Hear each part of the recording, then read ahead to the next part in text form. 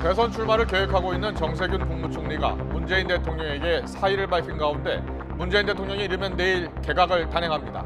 후임 총리로는 김부겸 전 행정안전부 장관이 유력하게 검토되고 있습니다. 문 대통령은 개각 이후 정무수석 등 청와대 참모진도 교체할 예정입니다. 국내 코로나19 신규 확진자가 700명에 육박하면서 최근 일주일 하루 평균 지역 발생 확진자가 624명까지 늘었습니다. 백신 수급 차질 우려 속에 국내 제약사가 오는 8월부터 해외 백신을 위탁 생산할 것으로 알려졌는데 정부는 11월 집단 면역 목표를 차질 없이 추진하겠다고 거듭 강조했습니다. 오늘 새벽 충남 논산시 탑정호에 승용차가 추락해 20대 대학생 5명이 숨졌습니다. 숨진 5명은 인근 대학 학생들로 사고 발생 30분 전쯤 학교 안에서 공유 차량을 빌린 것으로 파악됐습니다. 경찰은 국립과학수사연구소에 부검을 의뢰할 예정입니다. 직원에게 막말과 욕설을 쏟아낸 김우남 한국마사회 회장이 실망을 안겨드려 국민과 인지관계에 죄송하고 감찰에 성실히 임하겠다면서 자필 사과문을 올렸습니다. 국민의힘은 김우남 회장뿐 아니라 이해충돌 논란에 휩싸인 전효관 청와대 비서관까지 모두 감찰이 아닌 정식 수사에 착수해야 한다고 주장했습니다. 자사의 발효 유제품인 불가리스가 코로나19를 억제하는 효과가 있다고 발표했다 논란에 휩싸인 남양유업의 주가가 이틀 연속 급락했습니다. 왜 이런 논란이 불거졌는지 개인 투자자들의 피해 여부와 금융당국이 전면 조사에 나설 가능성은 없는지 전문가와 함께 짚어보겠습니다. 이른바 알몸 김치 동영상 파문으로 수입 김치에 대한 우려가 커지자 정부가 해외 김치 제조업체 100곳을 대상으로 현지 실사에 나서겠다고 밝혔습니다. 또 수입 김치에도 국내와 동일한 식품안전관리 인증 해썹을 적용하기로 했습니다. 일본의 집권 여당인 자민당의 니카이 간사장이 오는 7월 개막하는 도쿄올림픽 취소 가능성을 언급해 파장이 일고 있습니다. 올림픽을 100일도 채 남기지 않은 상황에서 코로나 확산으로 도저히 무리라고 한다면 취소할 수도 있다고 한 건데 탁구 금메달리스트인 유승민 IOC 위원과 함께 올림픽 준비 상황 진단해 보겠습니다. 뉴스큐 잠시 뒤에 뵙겠습니다.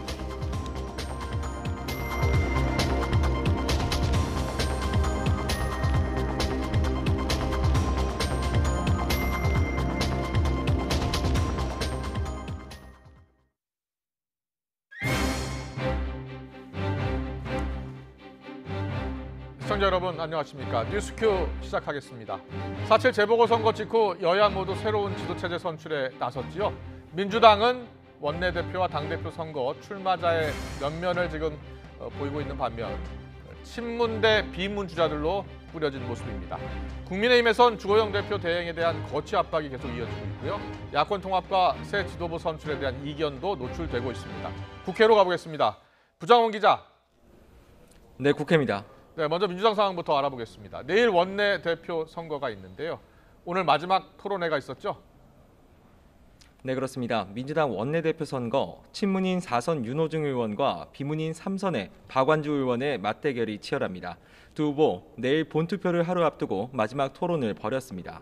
당의 쇄신 방향에 대한 일성부터 시각차가 뚜렷했습니다.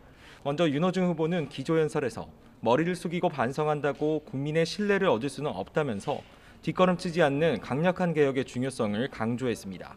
반면 박완주 후보는 민주당이 나만 옳다는 고집과 독선으로 국민 눈에 특권 세력 그리고 기득권 정당으로 비쳤다면서 속도전보다는 공감대를 사는 정책 추진에 방점을 찍었습니다. 내일 열리는 민주당 원내대표 경선은 의원 투표로 뽑히는데요.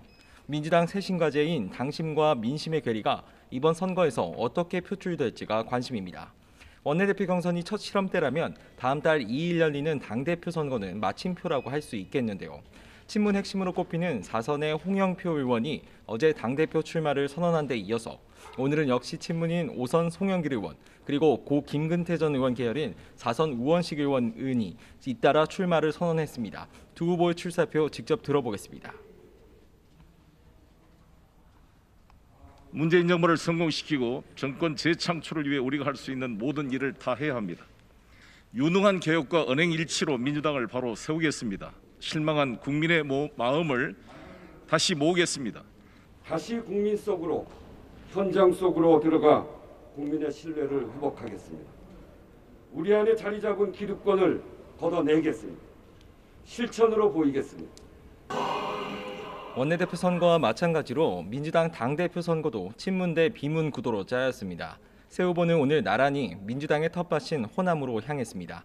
홍 의원은 오전에, 우 의원과 송 의원은 오후에 각각 광주 5.18 민주묘지를 참배할 계획입니다. 최고위원 후보도 오늘 등록이 마감되는데 재선의 서삼석 강병원, 그리고 백혜련 의원, 그리고 초선 김영배 의원이 출마를 선언했고 다른 여러 의원들도 물망에 오르고 있습니다.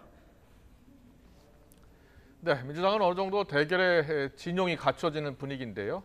국민의힘 같은 경우에는 통합, 또 지도부 선출 이런 방안들을 놓고서 아직도 이견을 좁히지 못하고 있다고요? 네, 그렇습니다. 당 내부에서는 이견이 무성한 상태입니다. 주호영 당대표 권한대행은 어제 중진 의원들과 연석회의 가졌는데요. 중진들은 국민의당과 합쳐야 한다는 대원 측엔 대체로 공감을 하면서도 기약 없는 합당에 앞서서 새 지도부부터 뽑자는 의견과 합당부터 서둘러야 한다는 의견이 맞부딪혔습니다. 합당 논의를 주도하고 있는 주 권한대행은 여전히 낙관적인 입장 유지했는데요. 오늘 아침 BBS 라디오 박경수의 아침 저널에 나와선 국민의당 합당 문제가 다음 주 안에 좋은 결과로 정리될 거라고 강조했습니다. 특히 다음 주라고 구체적인 시한을 못 박은 점이 눈에 띕니다. 주 권한대행은 아침 비대위 회의 직후에는 국민의당 입장을 무작정 기다릴 수 없다고도 말했는데요. 보시겠습니다. 가급적 빨리 지도 체제를 정비해야 되기 때문에 시간이 길어지면 무작정 기다릴 수는 없다. 그런데 국민의당 입장은 또 다릅니다. 권은희 원내대표는 YTN과의 통화에서 주호영 권한대행의 발언은 기대 수준이라고 선을 그었습니다. 다음 주말까지 국민의당 당원들의 의견을 수렴할 예정인 만큼 다음 주 중에 합당 논의가 진전되는 건 시간표상 어렵다는 겁니다. 당대표 출마를 놓고 주호영 권한대행도 거취에 압박을 받고 있는 만큼 이런 기대 표명은 이번 주가 마지막이지 않겠냐고도 말했습니다. 안철수 당대표도 다음 주말은 돼야 입장을 밝힐 수 있을 거라고 내다봤습니다. 다음 주에는 광주를 포함한 또 다른 여러 지역이 예정돼 있습니다. 그 과정들을 통해서 저희들 어떤 입장들을 말씀을 드릴 수 있을 겁니다. 국민의힘 입장에선 그때까지 기다리느냐 아니면 독자적인 전당대회 준비에 들어갔냐의 갈림길에 섰습니다. 일단 당내 의견을 모으기로 한 내일 의원총회가 첫 분수령이 될 전망입니다. 지금까지 국회에서 YTN 부장원입니다. 문재인 대통령이 이르면 내일 국무총리를 포함해서 개각을 단행할 것으로 보입니다. 개각의 규모는 경제부처 장관이 다수 포함된 중폭 이상이 될 것으로 전해지고 있습니다. 취재기자 연결해 알아보겠습니다. 홍선기 기자. 네, 청와대입니다. 네, 이번 개각에는 국무총리가 포함될 것으로 알려졌는데요. 실제로 정세균 총리가 이미 문 대통령에게 사의를 전달했다고요? 네, 그렇습니다. 대선 출마를 계획하고 있는 정세균 국무총리가 문재인 대통령에게 사의를 표명한 것으로 확인됐습니다. 국무총리실 고위 관계자는 정 총리가 이번 주 초에 이란 출장을 전후해서 문 대통령에게 사의를 표명했다고 밝혔습니다. 이란 출장 후 자리에서 물러나 대선에 나서겠다는 뜻을 전하고 후임 총리 물색을 미리 요청한 겁니다. 이에 따라 국무총리를 포함한 개각이 이루어질 예정인 가운데 시점은 내일이 될 가능성이 높습니다. 여당의 4.7 재보선 참패 이후 쇄신을 준비한 청와대가 개각과 함께 청와대 참모진 개편을 최대한 빨리 진행하겠다는 뜻을 비춰왔기 때문입니다. 개각 대상은 국무총리를 포함해 장관 대여섯 명이 포함되는 중폭 이상이 될 것으로 보입니다. 우선 LH 투기 사태 등으로 이미 사의를 밝힌 국토부 장관을 비롯해 재임 기간이 오래된 산업부와 농림부, 해수부 등 경제 관련 부처 장관들의 교체가 예상됩니다. 당초 교체설이 돌았던 홍남기 경제부총리는 유임 쪽으로 무게가 기울고 있습니다. 정세균 총리가 출마를 이유로 사퇴하는 만큼 후임 총리 지명과 동시에 퇴임할 예정이어서 홍남기 부총리가 국무총리 정식 임명 전까지 대행 역할을 맡을 것으로 보입니다. 후임 국무총리에는 김부겸 전 행정안전부 장관과 김영주 전 한국무역협회장 등의 이름이 거론되고 있습니다. 문재인 대통령은 내일 개각 이후 조만간 청와대 참모진 개편도 진행할 것으로 보입니다. 청와대에서는 재보선 참패 책임을 지고 최재성 정무수석이 물러날 것으로 전해진 가운데 후임으로는 이철희 전 민주당 의원이 유력한 것으로 알려졌습니다. 이 밖에도 오래전 사의를 밝힌 법무비서관 등 일부 비서관 교체도 함께 이루어질 것으로 보입니다. 지금까지 청와대에서 YTN 홍성입니다. 문재인 대통령은 기업인들이 함께 참석하는 확대 경제장관 회의를 주재하고 반도체 수급 부족 문제 등에 대한 의견을 나눴습니다. 문 대통령은 이 자리에서 코로나 충격에서 회복 중인 세계 시장을 선점하기 위한 경쟁에 대응하기 위해서 산업계 재편을 주문하고 정부의 지원을 약속했습니다. 직접 들어보겠습니다. 세계 경제는 지금 거대한 변혁의 시간을 지나고 있습니다. 코로나 충격으로부터 회복 중인 세계 시장을 선점하기 위한 각국의 경쟁이 날로 치열해지고 있습니다. 글로벌 공급망의 재편 움직임이 가장 뚜렷한 업종은 반도체입니다. 지금 세계가 맞이하고 있는 반도체 슈퍼 사이클을 새로운 도약의 계기로 삼아 종합 반도체 강국 도약을 강력히 지원하겠습니다. 세계 1위를 지키고 격차를 벌리기 위한 다각도의 지원 방안을 수립할 것입니다. 관계 부처를 중심으로 업계와 긴밀히 소통하면서 주요 업종별로 맞춤형 대책 마련에 힘써주길 당부합니다. 혁신을 제약하는 과도한 규제를 풀고 투자에 대한 세제 인센티브도 더욱 효과적으로 개선해 주기 바랍니다. 산업계가 선제적으로 사업 재편에 나설 수 있도록 지원 체계도 강화하겠습니다. 자신의 측근을 채용하려는 과정에서 직원에게 막말과 욕설을 한 김우남 한국마사회 회장이 공식 사과했습니다. 김우남 회장은 마사회 사내 게시판에 부끄럽고 잘못된 언행으로 실망을 안겨드려 국민께 죄송하다며 상처받은 임직원들께도 사죄한다는 글을 자필 서명과 함께 올렸습니다. 김 회장은 대통령께서 신속하고 단호한 조치를 지시한 만큼 민정수석실에서 실시하는 감찰에 성실히 임하겠다며 감찰 결과에 따른 책임을 지겠다고 밝혔습니다. 국민의힘은 전효관 청와대 문화비서관과 김우남 한국마사회 회장에 대해 감찰이 아닌 정식 수사를 강력히 촉구했습니다. 이종배 정책위 의장은 일감 몰아주기와 폭언, 갑질은 명백한 범죄 행위라면서 감사원 감사나 검찰 수사 의뢰 등 강도 높은 조치를 통해서 공직기강 해이를 뿌리 뽑아야 한다고 강조했습니다. 얼마 전 이른바 중국산 알몸 김치 영상이 온라인에 퍼지면서 국내 소비자들의 불안감이 커지고 중국산 김치 기피 현상이 벌어졌는데요. 논란이 사그라지지 않자 정부가 수입 김치와 관련한 위생관리 대책을 내놨습니다. 임성호 기자의 보도입니다. 누런 물에 절인 배추 더미 속으로 굴착기 팔이 잠겨 있고 한 직원이 알몸으로 들어가 배추를 담습니다.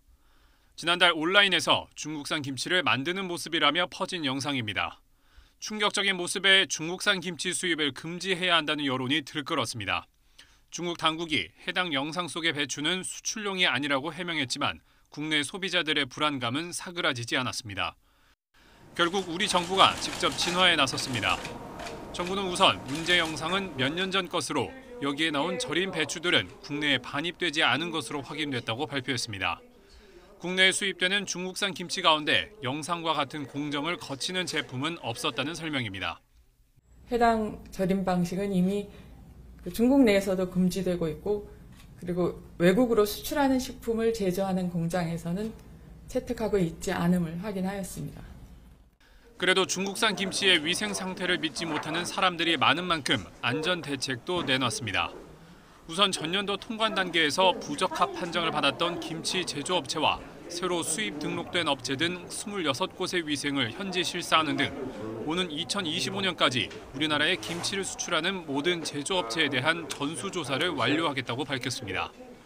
국내 통관 절차도 강화합니다.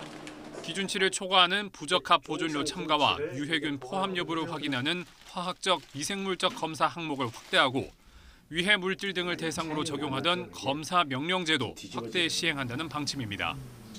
16개 품목에 대해 운영했던 검사 명령제를 부적합 다빈도 제조업체의 김치 수입의 경우에도 추가 적용해서 수입자가 스스로 안전한 제품만 수입하도록 적극 유도하고 정부는 이와 함께 수입 김치를 유통 판매하는 도소매 업체와 식당 등 1,000여 곳의 위생관리 실태를 조사하고 소비자들이 수입 김치 정보와 관리 현황을 직접 확인할 수 있는 홈페이지도 7월부터 운영하기로 했습니다. YTN 임성호입니다.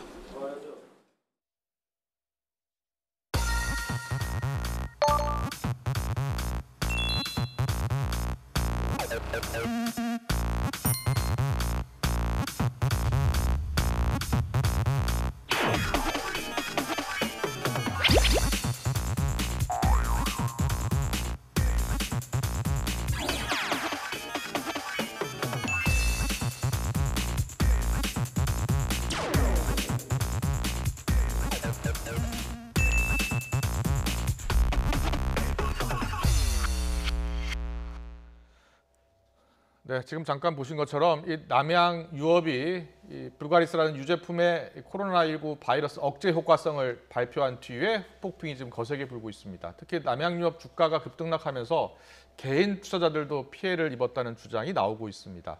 셀프 발표로 주가를 띄웠다면 자본시장법 위반이다라는 의견도 있는 상황인데요. 자, 권혁중 경제평론가와 더 짚어보겠습니다. 어서 오십시오. 네, 안녕하십니까. 안녕하십니까. 자, 이번 연구를 보면요, 코로나19 바이러스에 이 유제품을 붓고 나서 그 다음에 이를 원숭이 폐세포에 감염을 시켰다는 겁니다. 그랬더니 억제 효과가 있었다라는 게 이제 주장인데. 네네.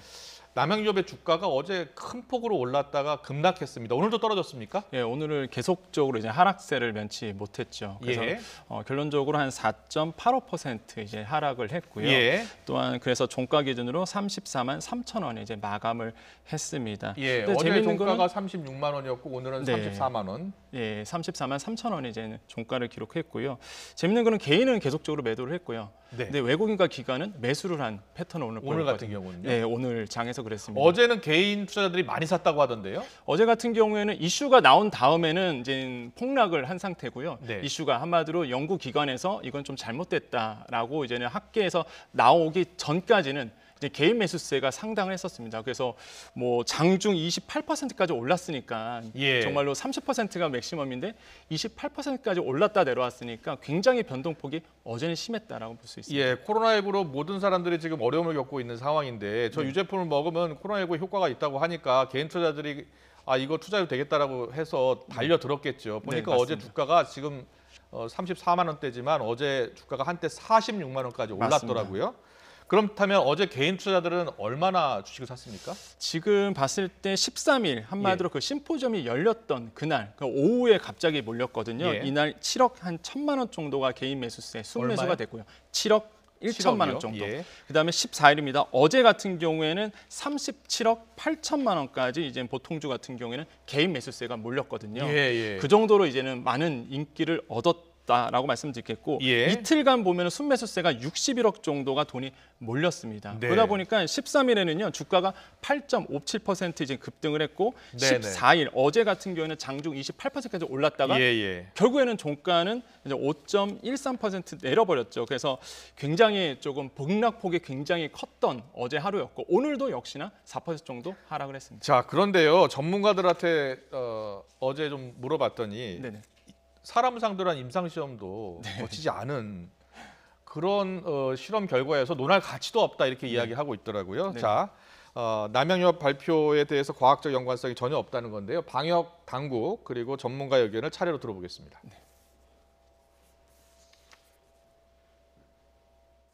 세포 옆에 주었을 때 효과가 있다라고 하는 것이 인체 내에서 같은 기전으로 작용한다 이렇게 볼 수는 없다. 특정한 환경을 가진 실험실에서 연구를 한 그 결과이기 때문에 이게 사람을 대상으로 한 임상 연구로 이어지려면 굉장히 많은 시간이 걸리고 현재로서는 뭐 별로 가치가 없는 그런 결과다 이렇게 표현을 하겠습니다. 네, 별로 가치가 없는 그런 결과다 이렇게 전문가가 이야기를 해주셨어요. 그런데 남양유업은 지금 이번 발표에 대해서 뭐라고 설명하고 있습니까? 사실 남양유업은 이게 해당 심포지엄을 개최했던 한국의과과학연구원 예. 여기하고는 우리는 상관이 없다라고 무관하다, 우리는 무관한 행사다라고 이제 이야기를 하고 있는데 남양유업이 직접 발표한 게 아니라는 겁니까? 그렇죠. 한국의과학연구원이 이거를 심포지엄을 개최했기 때문에 네. 우리랑 무관하다라고 이제는 얘기를 하고 있습니다. 예. 그런데 이제 문제가 뭐냐면 한국의과학연구원은요, 사실 이 불가리스를 그러니까 남양유업과 공동 연구한 기관이기도 하죠. 그러다 네. 보니까 관계가 과연 정말로 없었겠느냐라고 이제 시장에서는 의심을 하고 있고요. 예. 무엇보다 심포지엄 개최 소식을 남양유업에서 기자들에게 이제 공지를 했습니다. 그렇기 네. 때문에 관련이 연관성이 있다라고 이제 시장에서는 보고 있죠. 자, 그렇다면요. 이게 미공개 정보 이용 가능성, 그러니까 이런 심포지엄이 있는지 미리 알고 주식을 산 분도 혹시 있지 않을까? 네. 산 세력도 있을 수 있고요. 네네. 여기에 대한 조사가 필요할 것 같은데요? 충분히 주소가 필요합니다. 예. 왜 그러냐면 남양유업의 그 주가를 보면은요, 한 나흘 전부터 오르기 시작합니다. 4월 9일에 그랬군요. 7% 예. 올랐습니다. 예. 그러다가 12일에는 6% 오르고요. 그 전에는 1%도 안 올랐었어요, 매일. 그러다가 갑자기 7%, 8%, 그다음에 발표 당일날 8% 오르고, 그다음에 학계에서 이건 아니다 했을 때 어제 기준으로 봤을 때 5% 하락하고. 그러니까 네. 갑자기 주가가 발표 당일 며칠 전부터 급격하게 오르는 패턴을 보였거든요. 네. 이 내부 정보가 아니면 과연 이렇게 수급이 몰렸을까라고 그렇죠. 이제 시장에서는 의심할 수밖에 없는 거고, 특히 개인들이 지금 상중에서 몰리신 분이 있거든요. 예. 이런 분들 같은 경우는 개인 투자자 입장에서는 억울할 만하다. 왜냐하면 네. 상투 잡았다고 우리가 표현을 하는데 고가에 물리신 분도 있습니다. 그래서 이런 분들 중심으로 굉장히 소송 가능성이 지금 소송 계속 가능성. 자, 나오고 있습니다. 소송을 한다면 이제 경찰 수사가 이어질 거고요. 금융 당국도 자체적으로 좀 조사해야 하는 건 아닐까요? 예, 그렇습니다. 실제 이제 조사가 들어갈 수밖에 없는 상황이라 볼 수가 있겠는데, 자본시장법 위반, 그러니까 미공개 정보를 이용한 자본시장법 위반 부분도 있겠고요. 또한 하나의 불공정 거래 부분도 있습니다.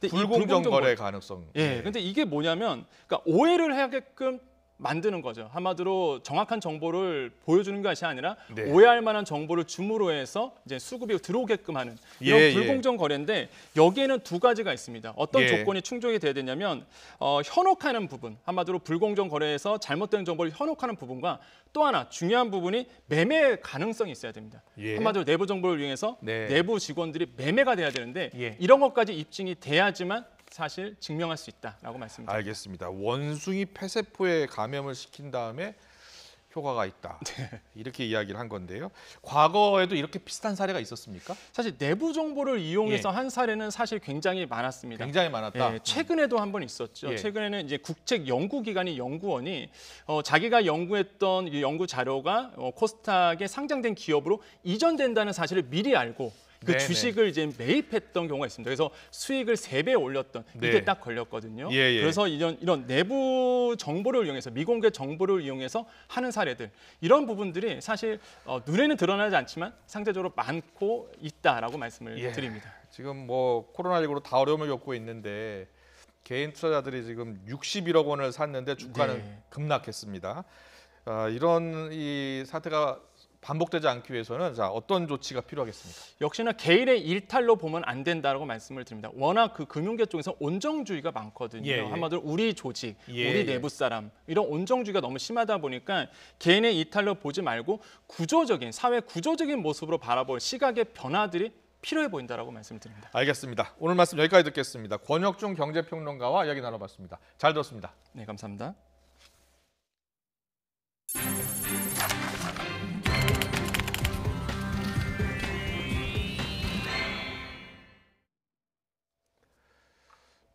오늘 새벽 0시 반쯤 충남 논산시 탑정호에 승용차가 추락해서 20대 대학생 5명이 숨졌습니다. 논산경찰서는 사고 발생 6시간이 지나 저수지 안전펜스가 부서져 있다는 신고를 받았다고 밝혔습니다.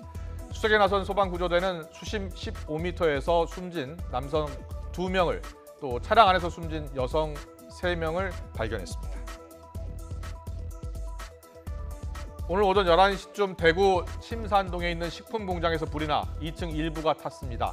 불이 나자 소방당국은 차량 30대와 인력 90여 명을 투입해서 1시간 20분 만에 모두 껐습니다.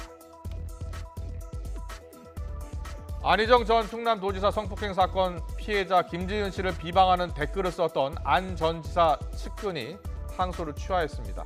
서울 서부지방법원은 안 전 지사의 전수행비서 38살 어모 씨가 항소심 첫 재판을 하루 앞두고 항소 취하서를 제출했다고 밝혔습니다.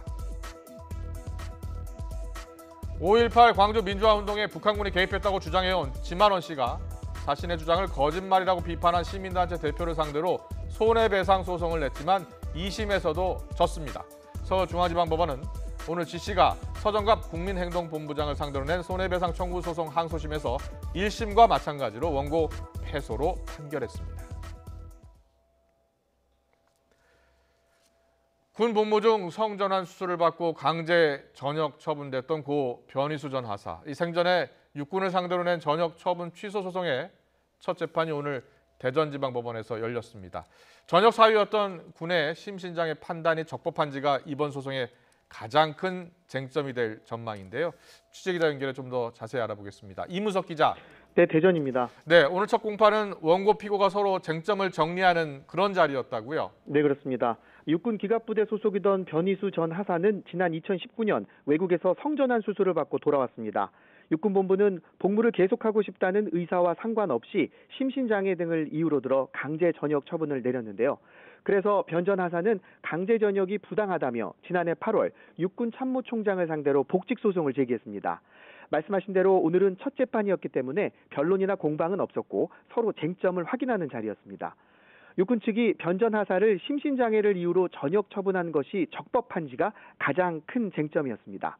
세부적으로 들어가면 처분 배경이 된 시행규칙에 법적 구속력이 있는지, 또 현역 근무 부적합 심의 없이 전역 처분을 내린 것이 절차상에 문제가 없는지 등을 다투고 있습니다.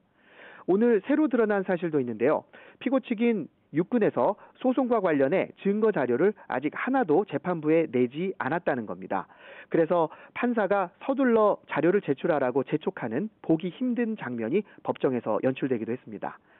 재판에는 숨진 변 전 하사를 대신해 원고 자격을 이어받은 유족과 공동 대책위 관계자들이 참석했습니다. 특히 대책위는 재판 뒤 기자회견을 열고 성전환자가 됐든 이성애자나 동성애자가 됐든 국가를 위해 충성하고 시민 안전을 위해 봉사하는 책무를 할 수 있다면 누구도 차별받아선 안 된다고 주장했습니다. 원고와 피고가 본격적인 공방을 벌일 다음 재판은 다음 달 13일로 예정됐습니다. 지금까지 대전에서 YTN 이문석입니다. 코로나19 신규 확진자가 하루 전보다 다소 줄었지만 700명 안팎의 확산세는 계속됐습니다. 지역 발생은 670명으로 수도권에서만 454명이 확진됐습니다. 이외에도 산발적 집단 감염이 이어져서 전국 모든 시도에서 환자가 나왔습니다. 이에 따라 거리두기 조정의 핵심 지표인 일주간 하루 평균 국내 발생 확진자는 624.6명을 기록했습니다. 정부가 꾸린 합동방역점검단이 오늘 오후부터 각 시도에서 감염 취약시설에 대한 점검에 들어갔습니다. 취재기자 연결해서 관련 내용 알아보겠습니다. 정현우 기자.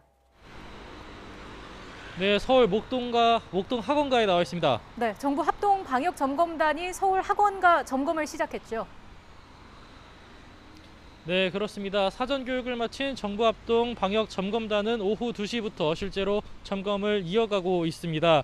서울에서는 학원발 집단 감염이 계속 이어졌었던 만큼 학원 전담팀이 투입돼서 계속해서 학원 점검을 이어나가고 있는데요. 이곳 양천구 학원가를 비롯해 대치동이 있는 강남구 그리고 노원구에서 점검을 이어나간다는 계획입니다. 교육부와 서울시, 자치구 공무원이 한 팀을 이뤄서 소독이나 출입자 관리 등 수칙을 잘 지키는지 알아보고 있습니다. 합동방역 점검단은 모두 9개 팀으로 구성되어 있는데요. 각 팀은 최근 집단 감염이 속출한 9개 시설 가운데 하나씩을 맡아 현장을 돌아봅니다. 9개 시설엔 아까 말씀드린 학원과 종교시설, 어린이집, 유흥시설 등이 포함됐습니다. 각 시설 점검엔 행정안전부 주무부서가 주축이 돼서 지자체에서 인력을 지원받았습니다. 학원은 교육부 공무원이, 어린이집은 복지부에서 각 시설을 전담 부서가 맡는 방식입니다. 유흥시설 등 단속엔 강제력이 필요할 경우를 대비해 경찰도 투입된다고 합니다. 서울엔 학원 전담팀이 투입되는 것처럼 부산은 음식점, 인천은 어린이집, 광주는 실내체육시설, 9개 팀이 9개 시도에서 점검을 이어갑니다. 정부는 전국 17개 시도 가운데 고위험 시도부터 9곳을 선정해 먼저 투입한다고 합니다. 행안부는 점검에서 방역수칙을 위반하는 사례가 나오면 집합금지나 과태료 부과 등 엄정 조치하겠다고 설명했습니다. 네, 수도권에서 집단 감염도 이어지고 있는데 관련 내용도 정리해 주시죠. 네, 신규 확진자 가운데 60% 이상이 수도권에서 나오는 추세는 계속해서 이어지고 있습니다. 우선 마포구에 있는 어린이집에서는 어제보다 3명이 추가로 확진돼 누적 관련 감염 규모는 14명까지 늘어난 상황입니다. 역학조사에서 교사실과 화장실을 같이 이용하면서 감염이 번지고 교사와 아이들 간의 감염도 식사 시간에 퍼진 것으로 드러났습니다. 송파구에 있는 교회에선 누적 확진자가 16명, 음식점에선 15명이 나왔습니다. 경기도권에서도 기존 감염 사례가 몸집을 불리는 사례가 계속 나오고 있습니다. 지난 10일 첫 확진자가 나온 의정부시 학원에선 누적 감염 규모가 16명, 성남시 노래방 초등학교 관련 확진자는 각각 8명과 6명이 늘어 누적 확진은 52명이 됐습니다. 지금까지 서울 목동에 있는 학원가에서 YTN 정현우입니다. 강원도 원주의 사설 오페라 합창단이 사용한 연습실에서도 무더기로 코로나19 확진자가 나왔습니다. 홍성욱 기자입니다. 강원도 원주 한 빌딩, 독서실 간판이 달린 건물 4층을 이용한 사람들 사이에서 코로나19 집단 감염이 발생했습니다. 사설 오페라 합창단과 개인 수강생 등이 음악 연습실로 사용해왔습니다. 집단 감염이 발생한 사설 오페라 합창단이 함께 모여 연습한 건물입니다. 이들은 이 건물 4층에서 지난 9일부터 합창 연습을 위해 수시로 만난 것으로 조사됐습니다. 학생들인지 계속 모였었어요. 무슨 합창단인지를 몰라요. 그래서 뭐 간판이 걸리는 것도 아니고 단체에 뭐 차가 왔다 갔다 거리는 것도 아니기 때문에 코로나 발생 이후 사실상 공연이 금지되면서 개인 연습을 위해 이용한 사람만 수십 명.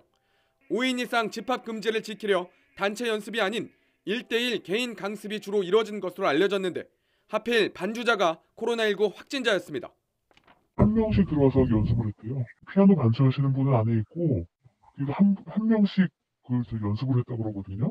방역 당국이 부랴부랴 합창단 단원과 수강생 등 밀접 접촉자를 파악했는데 아니나 다를까 줄줄이 양성 판정을 받았습니다. 더 큰 문제는 이들로 인한 연쇄 감염입니다.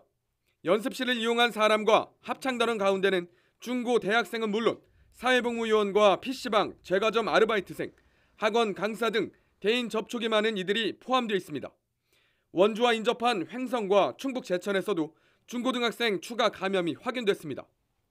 방역당국은 역학조사와 함께 5인 이상 집합 금지와 마스크 착용, 발열 체크 여부 등 방역수칙을 제대로 지켰는지 확인하고 있습니다. 그러니까 정확하게 그걸 조사를 해야 되는 거죠. 이제 어떻게 처분 대상인지 아닌지도 정확하게는 아직 안 나온 상태라. 원주시는 인접 지역에서도 관련 확진자가 나오는 만큼 주변 지자체와 협력 체계를 구축하고 감염 경로와 밀접 접촉자를 추적해 추가 감염을 막는 데 주력하고 있습니다. YTN 홍석욱입니다. 백신 공급 상황이 다소 혼란스러운 가운데 화이자 백신을 일부 확보한 지역 접종센터에서는 만 75세 이상 어르신들의 백신 접종이 한창입니다. 현장에 나가 있는 취재기자 연결하겠습니다. 엄윤주 기자. 네, 서울 양천구에 있는 예방접종센터에 나와 있습니다. 네, 이제 곧 접종을 마칠 시간인 거죠? 네, 그렇습니다. 오전 8시 반부터 시작된 접종도 이제 막바지에 다다랐습니다. 제가 나와 있는 양천구의 경우에 이번 접종에 동의한 인원만 2만 1,000여 명 정도인데요. 아무래도 만 75세 이상 어르신이다 보니 보호자의 손을 잡고 오거나 휠체어를 타고 오신 분들이 참 많았습니다. 우선 오늘 접종을 하게 된 어르신의 얘기 들어보도록 하겠습니다. 나는 어디 나가지도 않고 그러니까 그냥 안 맞을랜다고 이런 사람까지도 있긴 있어요. 근데 보통은 뭐 그냥 그래도 맞아야지 안심하지 않느냐고 그런 소리를 하더라고요. 이렇게 순서대로 접종하게 되는데 언제 다 접종하게 될지는 미지수입니다. 이달 27일까지로 예정된 1차 백신 물량이 현재까지는 양천구 접종 인원의 13.5% 정도만 들어왔기 때문입니다. 이 물량으론 2,800여 명만 백신을 맞을 수 있는데 구청 측은 국가유공자와 고령자를 우선순위로도 하루에 300명 정도씩 접종할 계획이라고 밝혔습니다. 다음 주에도 2,300여 명분의 분량이 추가로 들어올 예정인데요. 서울시도 지역 접종센터 내 상반기 화이자 수급은 비교적 안정적이라며 지자체별 고령층 비율에 맞춰 차례대로 백신을 공급하겠다는 입장입니다. 다만 아무래도 한꺼번에 물량 전체가 들어오지 않다 보니 일찍 화이자 백신 접종을 하고 싶은 어르신들의 경우 순서가 밀리는 경우도 생기고 있습니다.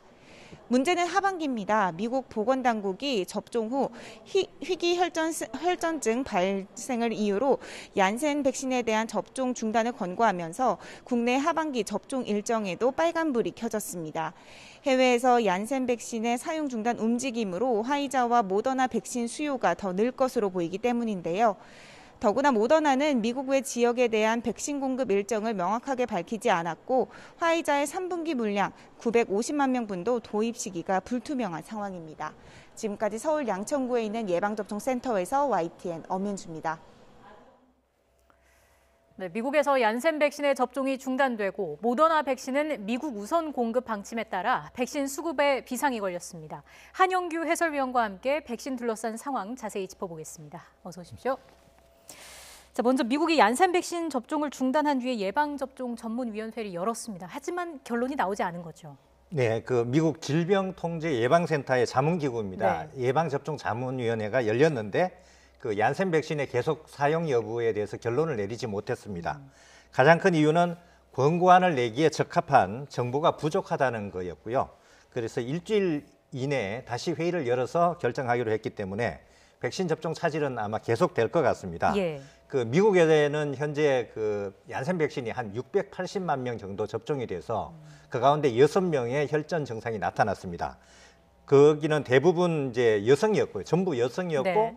18세에서 48세 사이 여성이었습니다. 그리고 백신 접종을 맞고 6일에서 13일 정도 지나서 그 혈전 증상이 나타난 것으로 그렇게 알려지고 있습니다. 예, 지금 유럽의약품청도 얀센 백신의 그 안전성을 검토하고 있는 상황 아니겠습니까? 네, 그렇습니다. 유럽의약품청도 미국에서 나타난 그 얀센 백신 접종 뒤에 매우 드물지만 좀 심각한 혈전 증상에 대해서 검토를 하고 있고 다음 주쯤에 아마 발표를 할 것으로 예상됩니다.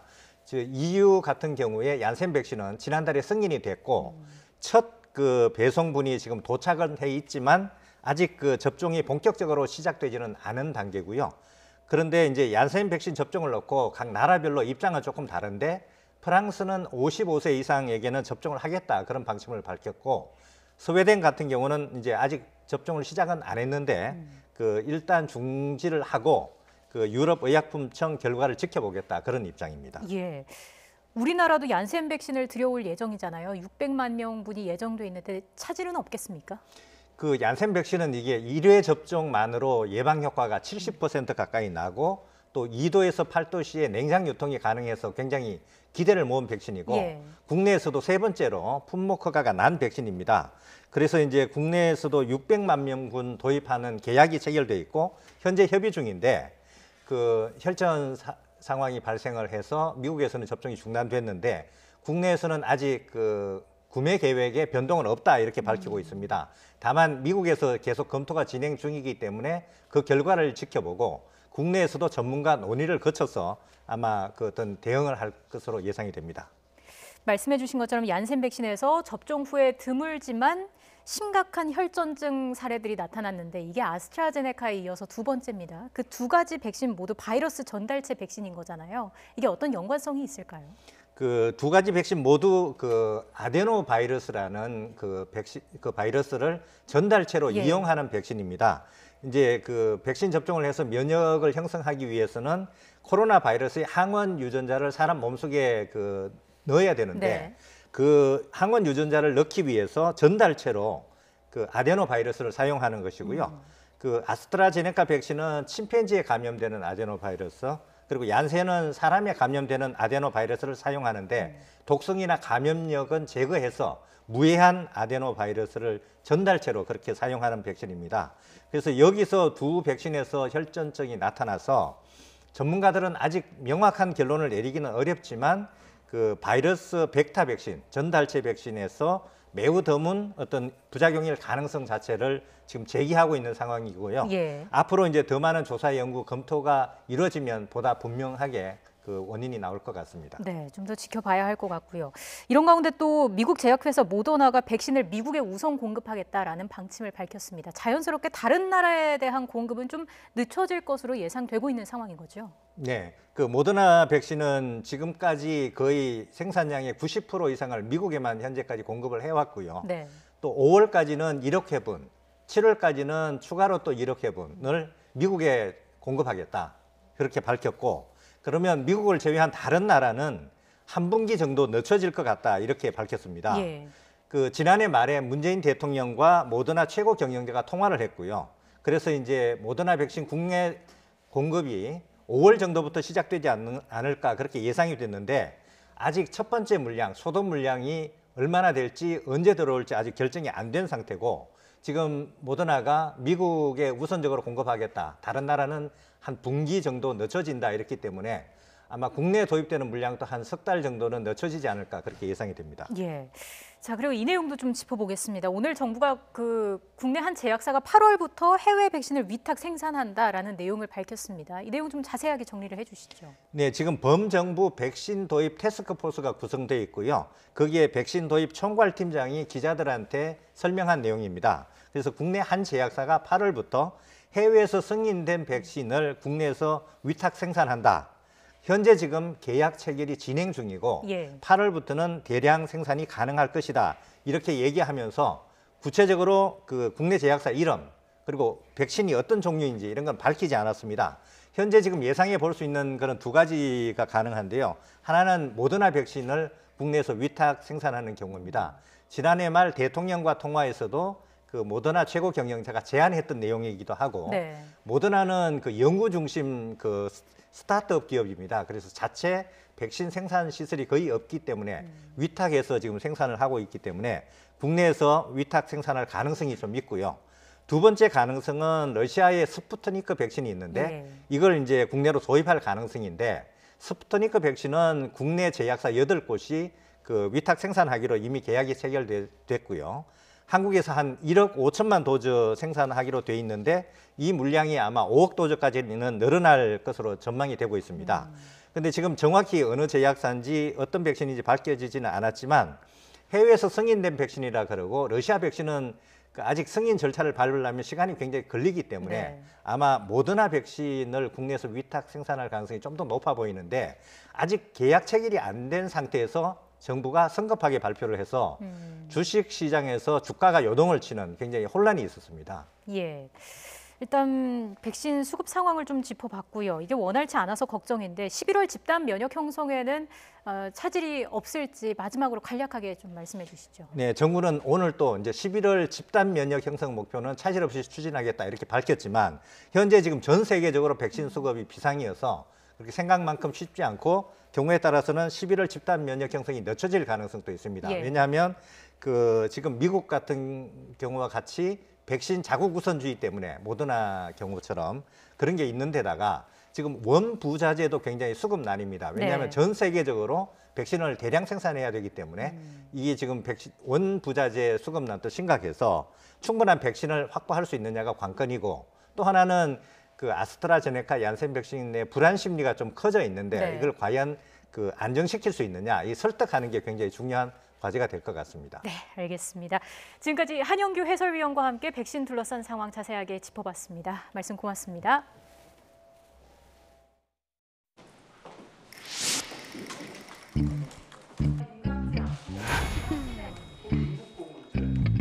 수많은 국민들이 분노하고 분열되며 오히려 검찰개혁의 당위성과 동력을 잃은 것은 아닌가.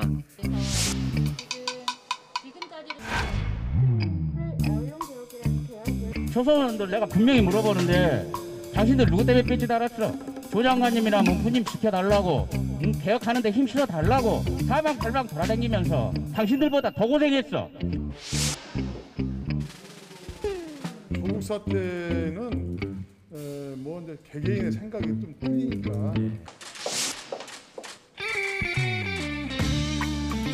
논의가 아예 없으셨나요? 조국 사태? 네, 절대 없어요.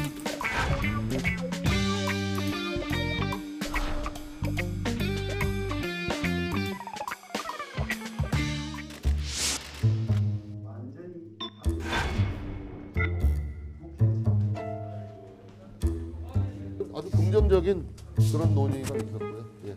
뭐 우리 중진 의원들 뭐 누구도 예외 없이 만장일치로 통합이 순리다.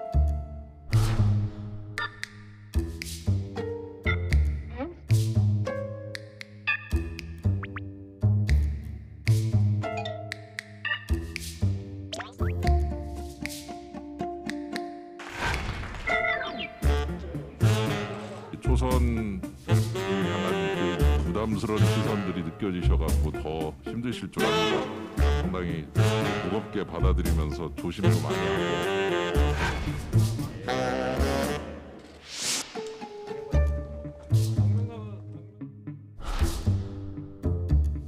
나간 뒤에 좀 쓰는 용어도 적절치 않고요. 뭐 아사리판 이런 이야기는 참 이 고시도판에서 하는 이야기인데, 예를 들어서 그런 용어하며 또 나가서 뭐뭐씨는 절대 안 들어간다. 왜 저렇게 하신다 생각하실까요?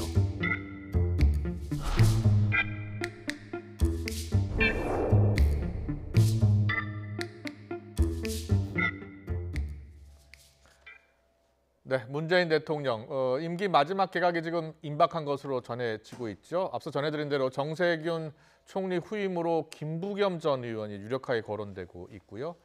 이와 함께 재보선 이후 여야 모두 당의 이 쇄신 노력을 하고 있는데요. 그 첫 단추가 지도부 선출입니다. 지도부 선출을 앞두고 있고요. 민주당에서는 당심과 민심의 괴리가 지금 가장 큰 과제로 떠올랐습니다. 국민의힘은 야권 통합, 또 합당, 재편을 두고서 움직임이 빨라지고 있습니다. 추은호 해설위원과 함께 정치권 이슈 차례로 짚어보겠습니다. 어서 오십시오. 네, 안녕하세요. 안녕하세요. 네, 먼저 민주당부터 좀 살펴보겠습니다. 내일 민주당 새 원내대표 선출이 있지 않습니까? 그렇습니다. 오늘 후보 마지막 토론회가 있었습니다. 들어보니까 윤호중 의원 같은 경우에는 흔들림 없는 개혁을 계속 강조하고 있고요. 또 박완주 의원은 속도보다 국민과의 공감을 강조하고 있어요. 두 후보가 좀 다른 생각을 갖고 있는 것 같습니다. 어떻게 보고 계세요? 그렇습니다. 지금 대략적으로 민주당 원내대표 경선 일반적인 네. 그 생각들은 윤호중 의원이 좀 유리한 것 아니냐 이런 생각들이 좀 많은 것 같아요. 네. 왜냐하면 윤호중 의원은 그동안 사무총장 그리고 법사위원장을 거치면서 어떻게 보면 민주당이 추진했던 주요 입법들 이런 것들을 진두지휘하고 이끌어온 그런 역정을 보여왔습니다. 그리고 아무래도 친문 당권파에 가깝고 그리고 다른 후보들이 이렇게 그 후보를 사퇴하는 과정에서 보니까 친문 김경엽 의원도 사퇴하면서 윤호중 의원을 지지를 하지 않았습니까? 네네. 그리고 정세균 개인 안규백 의원도 불출마 선언을 하면서 이 표가 상당히 윤호중 의원한테는 갔을 것이다라고 하는 것이 일반적인 분석이기 때문에 그렇군요. 예. 윤호중 의원이 좀 유리하지 않을까라는 것이 일반적인 분석입니다. 네. 하지만 지금 그 여권 내부에서 불고 있는 것이 쇄신론 그리고 또 친문 이선 후퇴론까지 나오지 않았습니까? 이런 것들이 아무래도 부담이 될 거고요. 또 중요한 것은 원내대표는 국회의원들이 뽑는 선거입니다. 그렇죠. 국회의원 민주당 174명인데 이 중에 81명이 초선입니다. 초선 의원들이 개파색이 물론 분명한 의원들도 있지만은 개파색이 옅은 의원들도 많이 있기 때문에 어느 누구를 지지할지는 참 애매한 그런 상황입니다. 그렇군요. 그래서 오늘 토론회 보니까 박완주 의원이 나름대로 이렇게 대안을 제시하고 명백한 방향을 제시했으면 좋았을 텐데 그런 부분들이 조금 약하지 않았나. 물론 이제 윤호중 의원이 흔들림 없는 개혁을 주장을 했지만은 박완주 의원은 속도보다는 국민과의 공감이 필요하다라고 주장했는데 그래서 어떻게 하겠느냐, 대안은 무엇이냐 이런 부분들을 제시하는 데는 조금 약하지 않았느냐 이런 생각이 좀 들었습니다. 그래서 내일 민주당 원내대표 경선이 주목이 되고 있습니다. 이 당심과 민심의 괴리를 의원들은 어떻게 보고 있는지 그렇습니다. 표심으로 내일 이제 확인이 될 겁니다. 그리고 민주당에서 지금 가장 첨예한 이슈가 이 조국 사태 그리고 강성 당원들이 아닐까 싶은데요. 그렇습니다. 일부 강성 지금 지지층 같은 경우에는 원내대표 경선에서 윤호중 의원을 지지하자 이런 뭐 문자를 보내고 있어요. 여기에 대해서 박완주 의원이 좀 자제를 요구하고 있고요. 근데 이 강성 지지층의 행동을 어떻게 봐야 되는지 좀 여러 가지 해석이 나오고 있거든요. 일단 저는 이렇게 봅니다. 물론 이제 그 강성 지지자들의 문자 폭탄이라든가 뭐 대규모로 문자 발송이 누구에게는 힘이 되고 누구에게는 뭐 정치적인 에너지가 되겠지만은 누구에게는 또 반면에 압박이 되고 그리고 부담을 넘어선 강압이 되는 그런 요소들도 충분히 있거든요. 민주당은 지난 그 촛불과 대선을 거치면서 상당히 많은 지지층들이 좀 그 중도층들이 지지층으로 좀 바뀌는 그런 그 과정을 거치지 않았습니까? 새로운 지지층들이 대거 유입됐었는데 하지만은 이렇게 강성 지지층들의 이런 일방적인 행동들 이런 것들은 어떻게 보면은 울타리를 쌓는 거죠. 그 우리가 다 이렇게 컨트롤하겠다. 우리 아니면은 그 우리가 이걸 이끌어가겠다라고 하는 울타리 쌓기를 한 건데 여기에 그동안 새로 유입된 지지층들이 동의를 못하고 떨어져 나간 것이 지난 보궐선거 결과다. 저는 개인적으로 그런 생각을 하고 있고요. 그래서 민주당의 건강성을 회복하기 위해서는 이런 부분들이 지도부가 나와서 좀 억제하고 좀 건전한 방향으로 돌릴 필요가 있다. 이런 생각이 듭니다.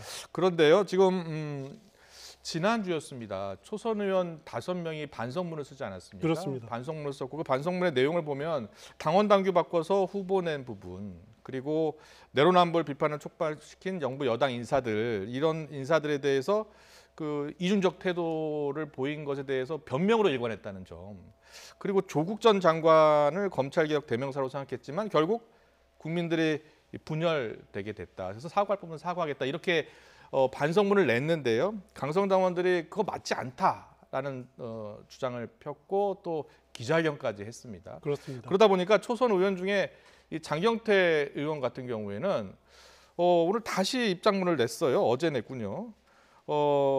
잘못됐다, 미안하다. 조국 전 장관 고초를 겪을 때 그 짐을 떠안았어야 했는데 그러지 못했다라면서 물러섰단 말입니다. 그렇습니다. 이 물러선 것을 놓고도 또 이야기가 나오고 있어요.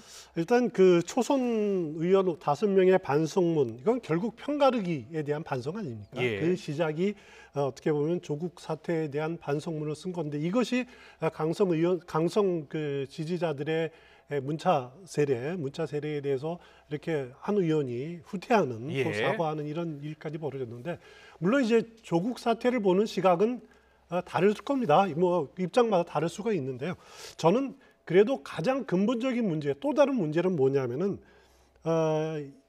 틀림없이 조국 사태로 인해서 우리나라가 어떻게 보면 두 쪽으로 날 정도로 어떻게 보면은 내전 상태에 비슷하게 돌입했을 정도로 이렇게 갈라졌었는데 그거를 봉합하고 그것을 해결할 리더십이 전혀 보이지 않았다는 거죠. 그 부분은 대통령도 안 보였고 여야 정치권 모두 보이지 않았습니다. 그런 것이 지금까지 나타나고 있는 것이다. 라는 한 부분에서 무척 안타까운 마음은 금할 수가 없고요. 지금 민주당이 보궐선거 지고 패배한 것도 결국은 여기서 리더십을 발휘하지 못한 것이 부메랑이 돼서 나타나고 있는 거고요. 그래서 민주당이 뭐 쇄신을 이야기하고 혁신을 이야기하지만은 자칫 잘못하다가는 이것이 말뿐인 혁신으로 말뿐인 쇄신으로 그칠 수가 있다. 이런 우려도 들 수밖에 없는 현실입니다. 그렇군요. 그래서 사실은 일각에서는 이번 재보궐선거에 대해서 민주당이 냉혹히 평가를 하고 그리고 쇄신의 방향을 잡아 나가야 되는데 계속해서 이 조국 사태와 관련해서 입장이 엇갈리면서 지금 쇄신 논의가 진척이 안 된다, 이런 지적들이 나오고 있습니다. 관련 영상 보고 오겠습니다.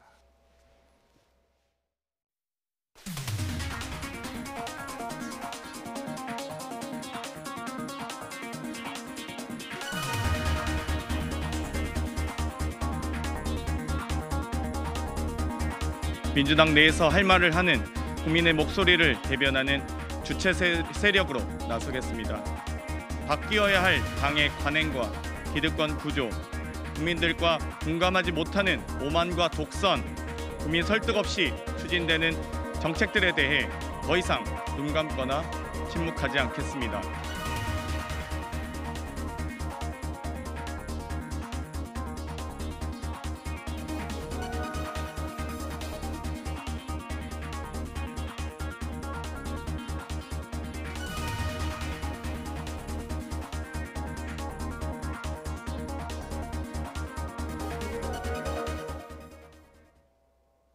네, 내일 원내대표 경선이고요. 다음 달은 또 당대표 경선도 있습니다.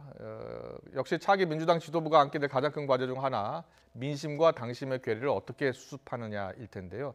차기 당권 주자들은 그럼 어떤 입장인지 관련 발언 듣고 오겠습니다. 이른바 지금 조국 수호 문제가 계속 이야기가 되는데 이건 어떤 입장이세요? 지나간 일 아니겠습니까? 그거 가지고 논쟁을 벌리는 문제가 아니라고 생각이 들고요. 우리 당내에서 조금이라도 의견이 있으면 말을 못하게 하는 이런 풍토를 바꿔야 됩니다. 누가 숨을 쉬겠어요? 그러면 이게 무슨 민주적 정당에서 모든 자유로운 토론이 보장이 돼야죠. 평가를 달리할 수 있는 것인데 너 평가는 틀리다고 윽박 지르면 아이들이 설득이 되겠습니까?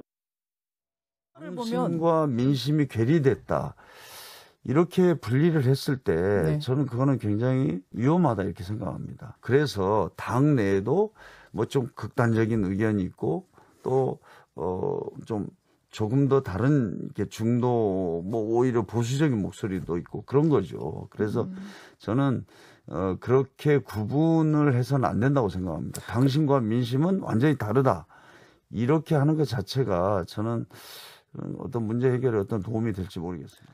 네, 지금 들어보면 홍영표 의원은 강성당원의 목소리도 역시 민심이다. 그러니까 그렇습니다. 당심과 민심은 괴리되지 않았다라는 입장이고요. 송영길 의원은 그럼에도 불구하고 당내에 좀 자유로운 토론이 가능하도록 그런 풍토를 만들어야 한다라고 주장하고 있습니다. 지금 원내대표 경선에 이어서 당대표 경선도 역시 이 관련 문제를 놓고서 좀 의견이 엇갈리고 있습니다. 그렇습니다. 우리 이제 일반적인 시청자께서 이제 보시기에 홍영표, 송영길, 우원식 이 세 대표 경선 주자 무슨 차이가 있나 이렇게 잘 별 차이를 모르겠다라고 생각하실지는 모르겠습니다. 조금씩은 차이가 있습니다. 어떤 차이가 있습니까? 일단 홍영표 의원 경우에는 대표적인 친문의 대표 주자입니다. 친문의 대표 주자. 부엉이 모임이라고 친문 핵심 모임을 주도한 친문의 상징이라고 할 수 있는 그 인물이고요. 송영길 의원 경우에는 호남 출신입니다. 호남 출신이지만은 인천에서 시장도 지냈고 오선 의원을 지낸 수도권에서 어떻게 보면은 또 이제 정치 생활을 쭉 해왔고 친문이라고 하기에는 좀 정통 친문이라 하기에는 좀 그렇습니다. 정치하기 전에는 노회찬 전 의원하고 인노련에서 이렇게 또 활동도 했었고 특정 계파에 속하기보다는 어떻게 보면은 좀 독자 행동을 하는 그런 측면이 좀 강했고요. 또 다른 이제 우원식 의원 경우에는 김근태 전 의원과 굉장히 가까웠습니다. 김근태 전 의원이 이제 민청련 활동할 때부터 같이 쭉 활동을 80년대부터 활동을 해왔고 물론 이제 원내대표도 진행을 했습니다만은 정통 친문은 아니라 하여튼 민평연계다. 그래서 조금씩은 이렇게 결이 다른 것이 있다라고 하는 점은 좀 염두에 둬야 될 것 같고요. 홍영표 의원이 민심과 당심이 괴리가 되지 않았다라고 하는 것은 대표 경선이 구조가 이렇습니다. 대의원이 45%고요. 그리고 권리당원이 40%입니다. 그러니까 대의원과 권리당원이 85%입니다. 그렇군요. 그리고 일반 당원, 일반 국민 합쳐서 15%밖에 안 됩니다. 결국 표를 좌우하는 것은 대의원과 권리당원이라는 거죠. 홍영표 의원은 아무래도 친문계의 어떻게 보면 이제 중심이기 때문에 권리당원에서는 압도적인 우위가 있다. 그리고 대의원 표도 많을 거다.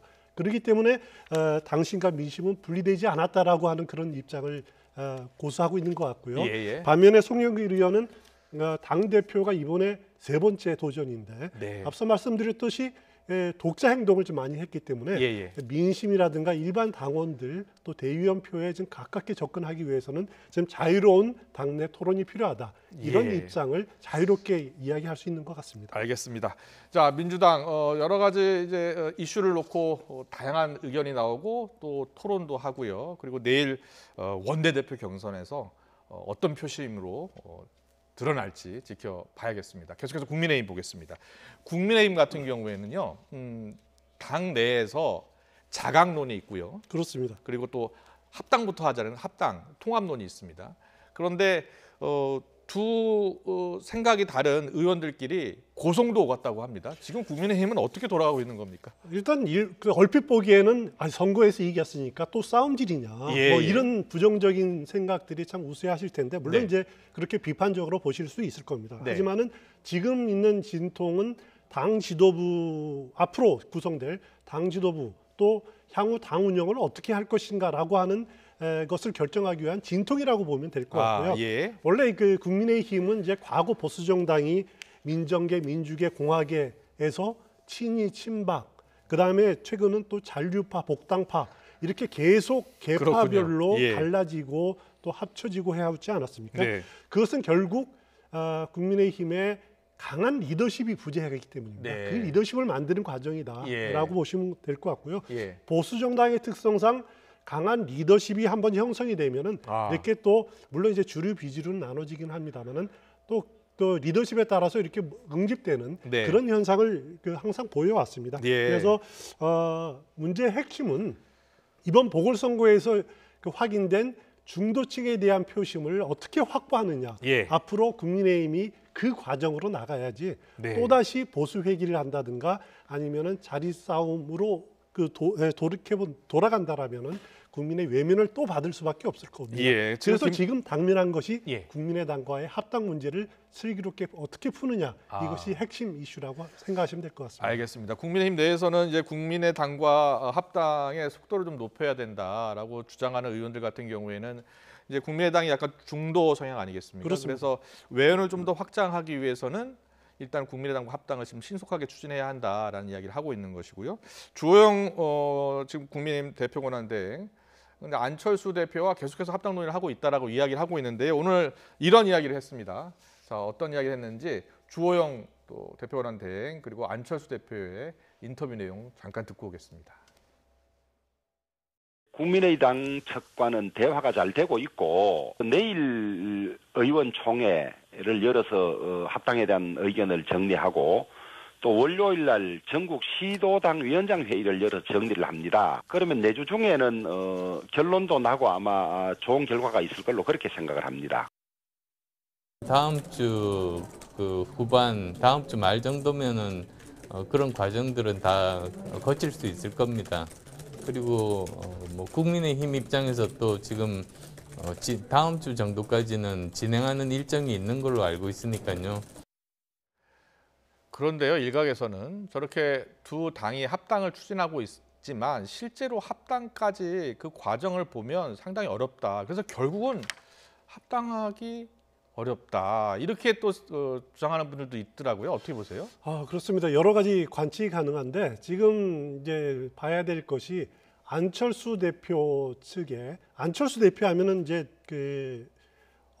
외부에 이제는 강력한 제3지대 안철수 대표가 상징하던 제3지대 몫을 갉아먹을 그런 세력이 또 생길 수가 있다라는 거죠. 네. 예를 들어서 지금 이제 당장 금태섭 전 의원이 신당을 만들고 여기에 김종인 전 비대위원장이 회동을 한다고 하지 않습니까? 하나의 제3 세력이 점차 구체화되면은 안철수 대표가 그 지금까지 이렇게 차지했던 중도층의 위치가 흔들릴 수가 있다라고 하는 거죠. 보통 우리 이제 정치 지형을 분석을 할 때 유권자 지형을 할 때 중도층이 대략 한 20% 정도라고 이렇게 봅니다. 20%. 네. 그리고 투표로 나타날 때는 한 15%에서 18% 정도 나타난다고 보는데 지금은 안철수 대표가 이 지형을 차지하고 있는데 제3지대가 나타나면은 안철수 대표의 위치가 흔들리기 마련일 수밖에 없는 거죠. 그 전에 안철수 대표도 그런 현실을 인식하고 국민의힘과 합당하는 것이 낫다라고 인식하고 있을 수도 있어요. 그래서 그동안 머뭇거리다가 어느 정도 이제 속도를 내는 그런 흐름인 것 같은데 그래도 두 세력이 합치는 것은 지난한 과정입니다. 지난한 과정. 아주 어려운 과정입니다. 그래서 왜냐하면 국민의힘 내부에서 거부하는 입장도 있을 수 있을 거고요. 그래서 쉽지는 않겠지만은 그래도 외부의 자극 요인이 있으면은 안철수 대표 측에서도 오히려 속도를 낼 수도 있을 겁니다. 그렇게 볼 수도 있겠네요. 알겠습니다. 앞서 이제 금태섭 전 의원이 신당을 만든다면 이런 전제 조건을 이야기하셨는데 실제로 김종인 비대위원장이 최근에 신당 이야기를 좀 하는 것 같더라고요. 그렇습니다. 금태섭 전 의원 혼자서 신당을 만들면은 별 파괴력이 없을 겁니다. 그렇지만 지금 여기에 김종인 전 비대위원장이 내일 만난다, 힘을 보탠다, 합류할 거다 이런 관측들도 또 여기에 더해서 윤석열 전 검찰총장이 합류할 수도 있을 거다라고 하니까 이제 파괴력이 커질 거다라고 이렇게 보고 있는 거거든요. 근데 윤 전 총장 합류해서 이 세 사람이 만난다고 해서요. 큰 파워가 생길 수 있을까 이렇게 생각하는 분들도 있어요. 일단 이렇게 보시면 될 것 같아요. 금태섭, 윤석열 두 사람의 공통점이 검사죠. 검사 둘이 모여서 당을 만든다라고 하면 국민들이 아주 냉소적으로 볼 겁니다.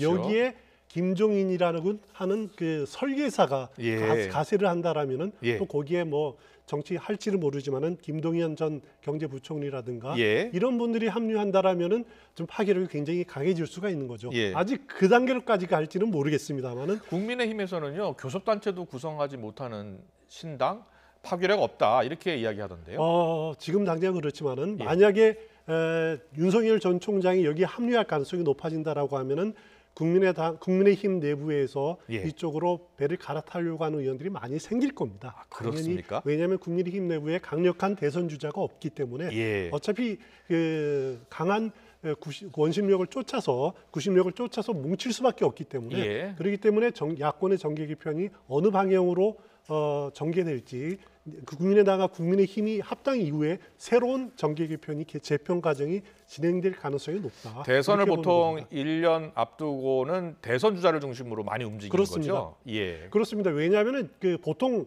선거를 할 때 총선이라고 하면은 과거에 대한 심판입니다. 예. 과거에 대한 심판이지만은 대통령 선거라는 것은 미래에 대한 기대감을 이렇게 표현하는 그렇군요. 거거든요. 예.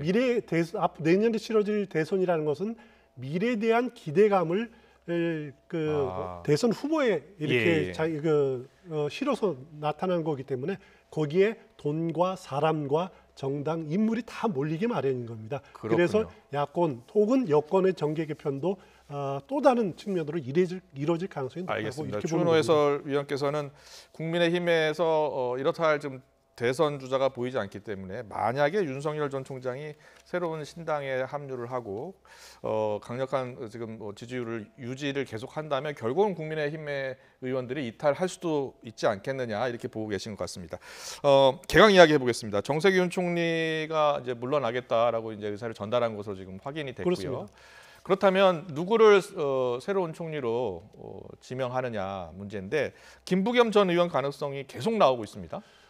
저는 김부겸 전 행정안전부 장관이 1순위다, 유력하다 이런 말씀을 계속 드려왔는데 네. 왜냐하면은 차기 총리에 필요한 덕목이 물론 이제 그 통합형이 필요할 수도 있다, 또 여성 총리가 필요할 수도 있다, 예. 아니면은 내년 대선에 여권에 좀 도움이 되는 인물이면 좋겠다, 여러 가지 조건이 있을 수가 있습니다. 그렇군요. 하지만은 예. 지금 대통령 입장에서 보기에는 우리한테 가장 시급한 문제가 뭐냐? 예. 코로나 극복이다. 예. 이 문제만큼 대통령이 맡기고 싶어하고 책임질 사람을 찾을 수밖에 없을 거다. 그러기 위해서는 김부겸 전 행안부 장관이 관료사회도 알고 또 지방행정 조직도 알고 그렇군요. 리더십도 있고 이래서 예. 김부겸 전 장관이 유력한 것이다, 생각할 것이다.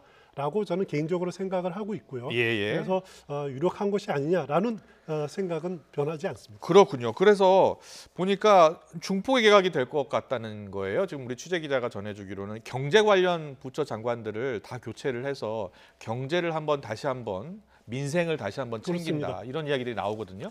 핵심은 홍남기 경제부총리가 교체될 것이냐라고 하는 부분인데요. 네. 일단은 당분간은 계속 할 겁니다. 왜 할 수밖에 없냐면은 보통 총리가 지명이 되더라도 그 후임 총리의 내정자의 그 인사청문회가 마치고 국회 임명 동의 끝날 때까지 계속 하는 것이 그 예의고 도리입니다. 하지만은 정세균 총리는 아마 인사청문회까지 지켜보지 않을 가능성이 높습니다. 홍남기 경제부총리가 총리 대행을 체제로 유지될 가능성이 높습니다. 그래서 홍남기 경제부총리는 당분간 유지될 가능성이 높고요. 만약에 그 총리가 새로 임명이 되고 임명 절차를 마치고 그럼 경제부총리를 홍남기 경제부총리를 교체하느냐 이거는 또 다른 문제인 것 같습니다. 그렇군요. 왜냐하면 지금 청와대 정책수석 이호승 정책수석 정책실장이죠. 정책총이거든요. 행시 32회입니다. 그리고 경제수석 안일한 경제수석 역시 32회인데 예산통입니다. 그런데 과연 그러면 이들을 통솔할 수 있는 인물, 이들보다 선배가 돼야 되는데 누가 적임이냐? 이 부분에 대해서 쉽게 아직 답을 찾지 못하고 있는 것 같고요. 왜냐하면 구윤철 국무조정실장 역시 그 행시 32회고 또 예산통입니다. 예산통을 또 앉힐 수는 없는 노릇이고 은성수 금융위원장 행시 27회인데 국제금융 전문가거든요. 예. 좀 애매한 부분들이 있습니다. 그래서 아마 대통령이 결심을 아직 못 하고 있는 것 같고요. 그다음에 이제 뭐 그 성인무 산업통상부 장관, 이재갑 고용노동부 장관 등 경제부처 장관들도 교체될지 주목입니다. 알겠습니다. 지금 청와대 개편 좀 더 이야기해 볼게요. 지금 차기 정무수석으로 이철희 전 의원이 유력하게 거론되고 있고요. 또 관심은 이광철 비서관 그리고 지금 전효관 비서관 교체 가능성 이야기도 나오고 있는데 교체할 것 같습니까? 일단 그 최재성 정무수석에서 이철희 전 의원으로 정무수석이 교체된다라고 하는 것은 저는 상당히 의미가 있다고 생각이 됩니다. 상당히 의미가 있다. 왜냐하면 예. 최재성 그 정무수석은 과거에 문재인 대통령이 대표 시절이었죠. 새정치민주연합을 그 더불어민주당으로 바꿀 때 총무본부장을 했습니다. 그러니까 그 사무총장을 했습니다. 결국 친문 위주의 민주당으로 전환시키는데 가장 핵심 역할을 했던 인물이 최재성 정무수석입니다. 그러면은 앞으로 문재인 대통령의 청와대를 중심으로 한 또 이 청와대가 만약에 친문 위주의 체제에서 탈피하겠다. 비문 정무수석인 이철희 그 전 의원을 내정했다는 것은 앞으로 대통령 선거 경선 과정에서 대통령 또 선거 과정에서 대통령이 나름대로 중립적 엄정한 중립을 지키겠다라고 하는 의지가 반영이 되는 것 같고요. 그래서 당 지도부 개편과 더불어서 민주당이 친문 체제에서 좀 벗어나느냐 이런 것들을 보는 하나 중요한 잣대가 될 겁니다. 그리고 이제 다른 이광철 민정비서관 당장 김학의 전 차관 불법 출국 금지 사건과 관련해서 검찰 소환 통보를 받았다고 하지 않습니까? 맞습니다. 그렇기 때문에 충분히 교체될 가능성, 개연성이 있고요. 거기다 이제 전효관 문화비서관 감찰 지시. 지금 감찰 받고 있지 않습니까? 교체 대상일 겁니다. 여기에 윤창열 사회수석 코로나 사태 백신 확보에 대한 그 문책성 인사 단행될 가능성 충분히 있다고 봅니다. 알겠습니다. 자, 청와대 개각 임박했습니다. 일단 내일 가능성이 높다는 이야기입니다. 추은호 해설위원과 정치권 이슈 짚어봤습니다. 잘 들었습니다.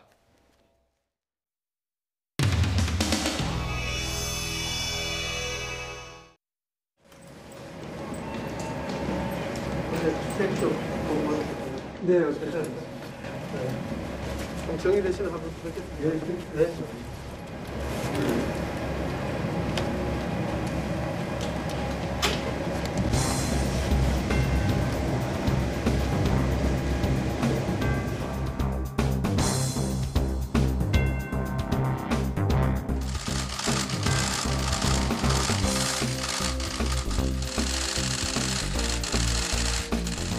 코로나로 힘든 시기에 국민들이 의지할 수 있고 국민들에게 희망을 드릴 수 있는 정부가 될 수 있도록 맡은 일에 최선을 다합시다.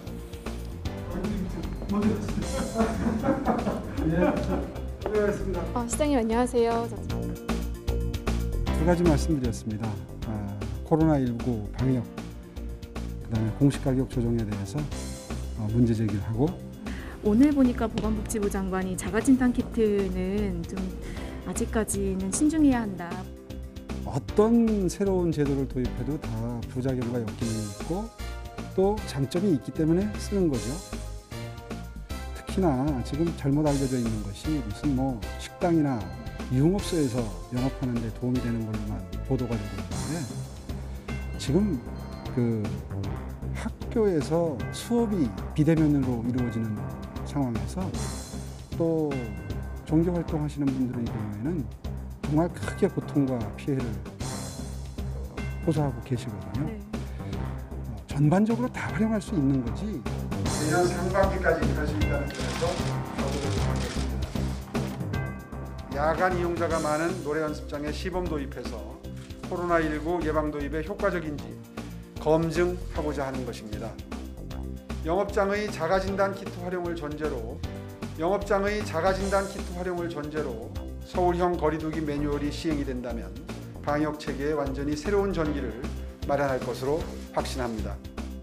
특히나 지금 잘못 알려져 있는 것이 무슨 뭐 식당이나 유흥업소에서 영업하는 데 도움이 되는 걸로만 보도가 되고 있는데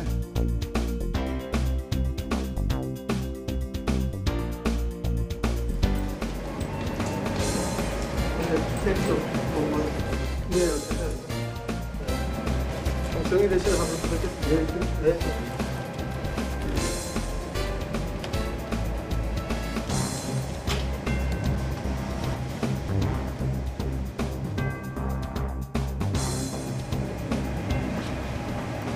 시간이 이렇게 있으면 안 되는데 사이를 너무 많이 지켜야지. 그러니까.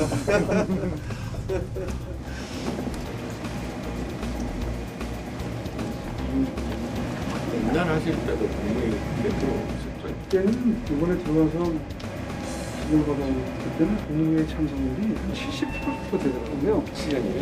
아니 옛날 하실 때. 아 그래요? 계속 오는 게 아니고? 박원순 시장님은 16%밖에 안 되고 16%밖에 안 돼요? 박원순 시장님은 다 참석하신 거 아니에요?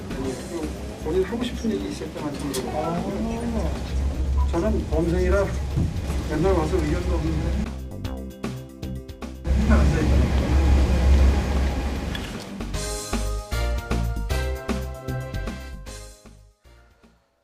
네, 주요 사건 사고 소식 정리해드리겠습니다. 오늘 오전 9시 50분쯤 경부고속도로 서울 방향 죽전휴게소 부근을 달리던 1톤짜리 화물차에서 불이 났습니다. 화물차 운전자와 동승자가 급히 대피해서 다친 사람은 없었지만 트럭 전체가 불에 탔습니다. 서울경찰청 반부패 공공범죄 수사대는 오늘 오세훈 서울시장을 공직선거법상 허위사실 공표와 명예훼손 혐의로 공동 고발한 민생경제연구소 안진걸 소장을 상대로 고발인 조사를 진행했습니다. 경찰에 출석한 안 소장은 오 시장이 내곡동 땅 측량 현장에 참여한 것을 본 목격자가 최소 6명이나 되는데도 거짓말을 일삼고 있다며 용산 참사 희생자 명예훼손도 그냥 넘어갈 수 있는 일이 아니라고 주장했습니다. 아파트 관리비 문제로 갈등을 빚다 관리소장을 살해한 혐의로 재판에 넘겨진 입주자 대표가 중형을 선고받았습니다. 인천지방법원은 오늘 살인 혐의로 구속 기소된 인천의 한 아파트 입주자 대표 64살 남성 A씨에게 징역 17년을 선고했습니다. TBS 교통방송이 김어준의 뉴스공장 진행자 김어준 씨의 출연료를 둘러싼 다양한 논란에 대해서 문제가 없다고 반박했습니다. TBS는 오늘 입장을 내고 구두 계약으로 김 씨의 출연료를 지급하는 것이 탈법적이라는 지적에 대해 TBS뿐 아니라 방송업계의 오랜 관행이라며 진행자가 요청하는 경우를 제외하고 별도의 계약서를 작성하지 않는다고 해명했습니다. 미얀마 군부의 유혈 진압에 700명 넘는 무고한 시민이 숨졌지만 군인들은 이에 아랑곳하지 않고 축제를 즐기는 모습이 포착돼 공분을 사고 있습니다. 미얀마 현지 매체는 최대 전통 축제 띵잔을 맞아 제2의 도시 만달레이의 한 사관학교에서 생도들이 물 축제를 즐기는 모습을 전하면서 희생자를 기리기 위해 축제를 하지 않기로 한 민심과는 동떨어졌다고 지적했습니다. 최근 경남 하동의 서당 학교 폭력을 계기로 교육부는 다음 달까지 전국의 기숙형 교육시설을 상대로 실태조사를 벌입니다. 교육부는 또 SNS를 통한 가해 학생의 2차 가해를 금지하는 내용도 학교폭력 예방법에 명시하기로 했습니다. 김정균 기자의 보도입니다. 제2의 서당 학교폭력을 막기 위해 교육부가 뒤늦게 나섰습니다. 다음 달까지 전국의 기숙형 교육시설을 대상으로 실태조사를 합니다. 오는 6월부터는 학교장이 학폭 가해자와 피해자를 의무적으로 분리합니다. 또 학교장이 경찰과 검찰 등 수사기관을 거치지 않고 사법부에 바로 학폭 사안을 알리는 학교장 통보제도 활성화합니다. 학교생활기록부에 실린 학폭 이력을 졸업 2년 후 삭제하는 제도 역시 손보기로 했습니다. 최근 연예인, 스포츠 스타의 학폭 이력 논란으로 과거 학폭 기록 삭제가 바람직하지 않다는 반론이 거세게 일었기 때문입니다. 아울러 사이버 폭력을 학폭의 한 유형으로 추가합니다. SNS를 통한 가해 학생의 2차 가해를 금지하는 내용을 학교폭력 예방법에 명시합니다. 디지털 성폭력을 입었을 때 피해 정보를 신속히 삭제하기 위해 디지털 성범죄 피해자 지원센터도 운영합니다. YTN 김종인입니다. 10년 만에 다시 회생 절차를 밟게 된 쌍용차가 법원 허가를 받아 회생계획인가 전 인수합병 M&A를 추진합니다. 쌍용차는 유력 투자자로 꼽히는 HAAH와 협의가 지연되고 있지만 여러 인수 의향자가 있는 재반 여건을 고려해서 이같이 결정했다고 밝혔습니다. 또 비록 P플랜에서 인가 전 M&A 방식으로 전환됐지만 추진 시기만 달라질 뿐 회생 절차 개시를 전제로 회생 절차의 조기 종료를 도모한다는 점은 같다고 설명했습니다. 이사 공급 대책 발표 이후 한동안 잠잠했던 서울 아파트값이 다시 들썩이고 있습니다. 2달 반 만에 상승폭을 키웠는데 재건축 규제 완화 기대감으로 수요는 몰리는데 매물이 없는 상황이 또다시 재현되고 있습니다. 김현우 기자가 취재했습니다. 재건축을 추진하고 있는 서울 압구정동의 대형 아파트 단지입니다. 지난해 12월 42억 원에 거래된 전용 면적 160제곱미터가 이번 달에는 12억 가까이 오른 54억 원을 넘기면서 신고가를 기록했습니다. 지난 서울시장 보궐선거에서 터져나온 규제 완화 공약을 타고 재건축 기대감이 높아진 탓입니다. 특히 투기 과열지군의 재건축 아파트의 경우 조합 설립인가 이후에 매수하면 입주권이 나오지 않기 때문에 매물은 잠기고 가격 급등세가 이어지고 있습니다. 기대감 때문에 한창 호가가 올라갔고 일부 이제 선취 수요들이 매매를 한 거고요. 지금 워낙 호가가 올라 있기 때문에 사실 매수자 입장에서는 관망이고요. 특히나 이제 투자자 입장에서는 꼭지가 아닐까라고 좀 지켜보는 중입니다. 수년째 제자리 걸음이던 서울 주요 지역의 재건축 단지들이 규제 완화 바람을 타고 연이어 신고가 행진을 이어가고 있습니다. 잠시 숨고르기에 들어갔던 서울 아파트 가격은 2달 반 만에 상승폭이 커졌습니다. 재건축 기대감에다 학군 수요가 많은 노원구가 지난주보다 2배 가까이 뛰었습니다. 고가 아파트가 밀집한 강남 3구 역시 나란히 0.1%대의 높은 상승률을 기록했습니다. 이처럼 선거 때 나온 공약의 영향이 곧바로 시장에 나타나자 국토부는 시장 상황에 대한 면밀한 조사로 대응을 시사했고 오세훈 시장은 토지거래 허가구역 지정을 언급하며 숨고르기에 들어갔습니다. 아파트 청수 규제가 풀리게 되면은 수익성이 좋아져서 기대감이 커질 수가 있는데요.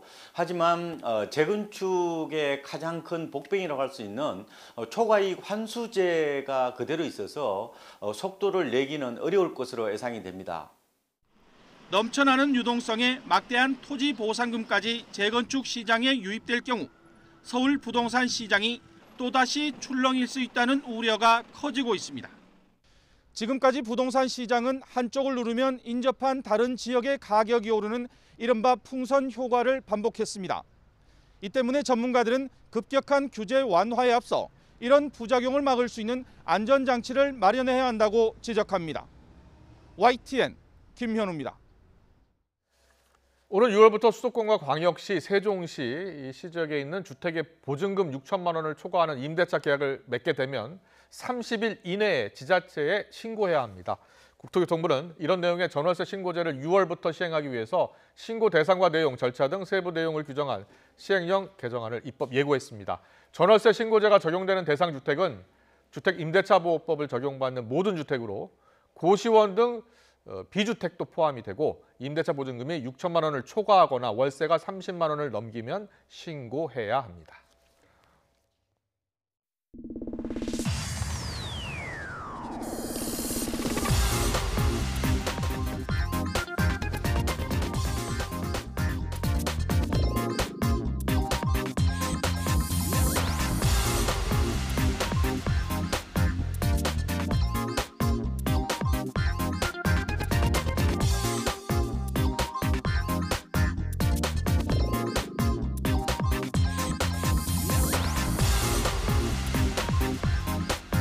기쁨도 있지만 좀 더 책임감이 좀 무겁다고 생각을 하고 있습니다. 제가 할 수 있는 노력을 다해서 또 우리 대한민국 스포츠 발전에 이바지할 수 있도록 열심히 하겠습니다.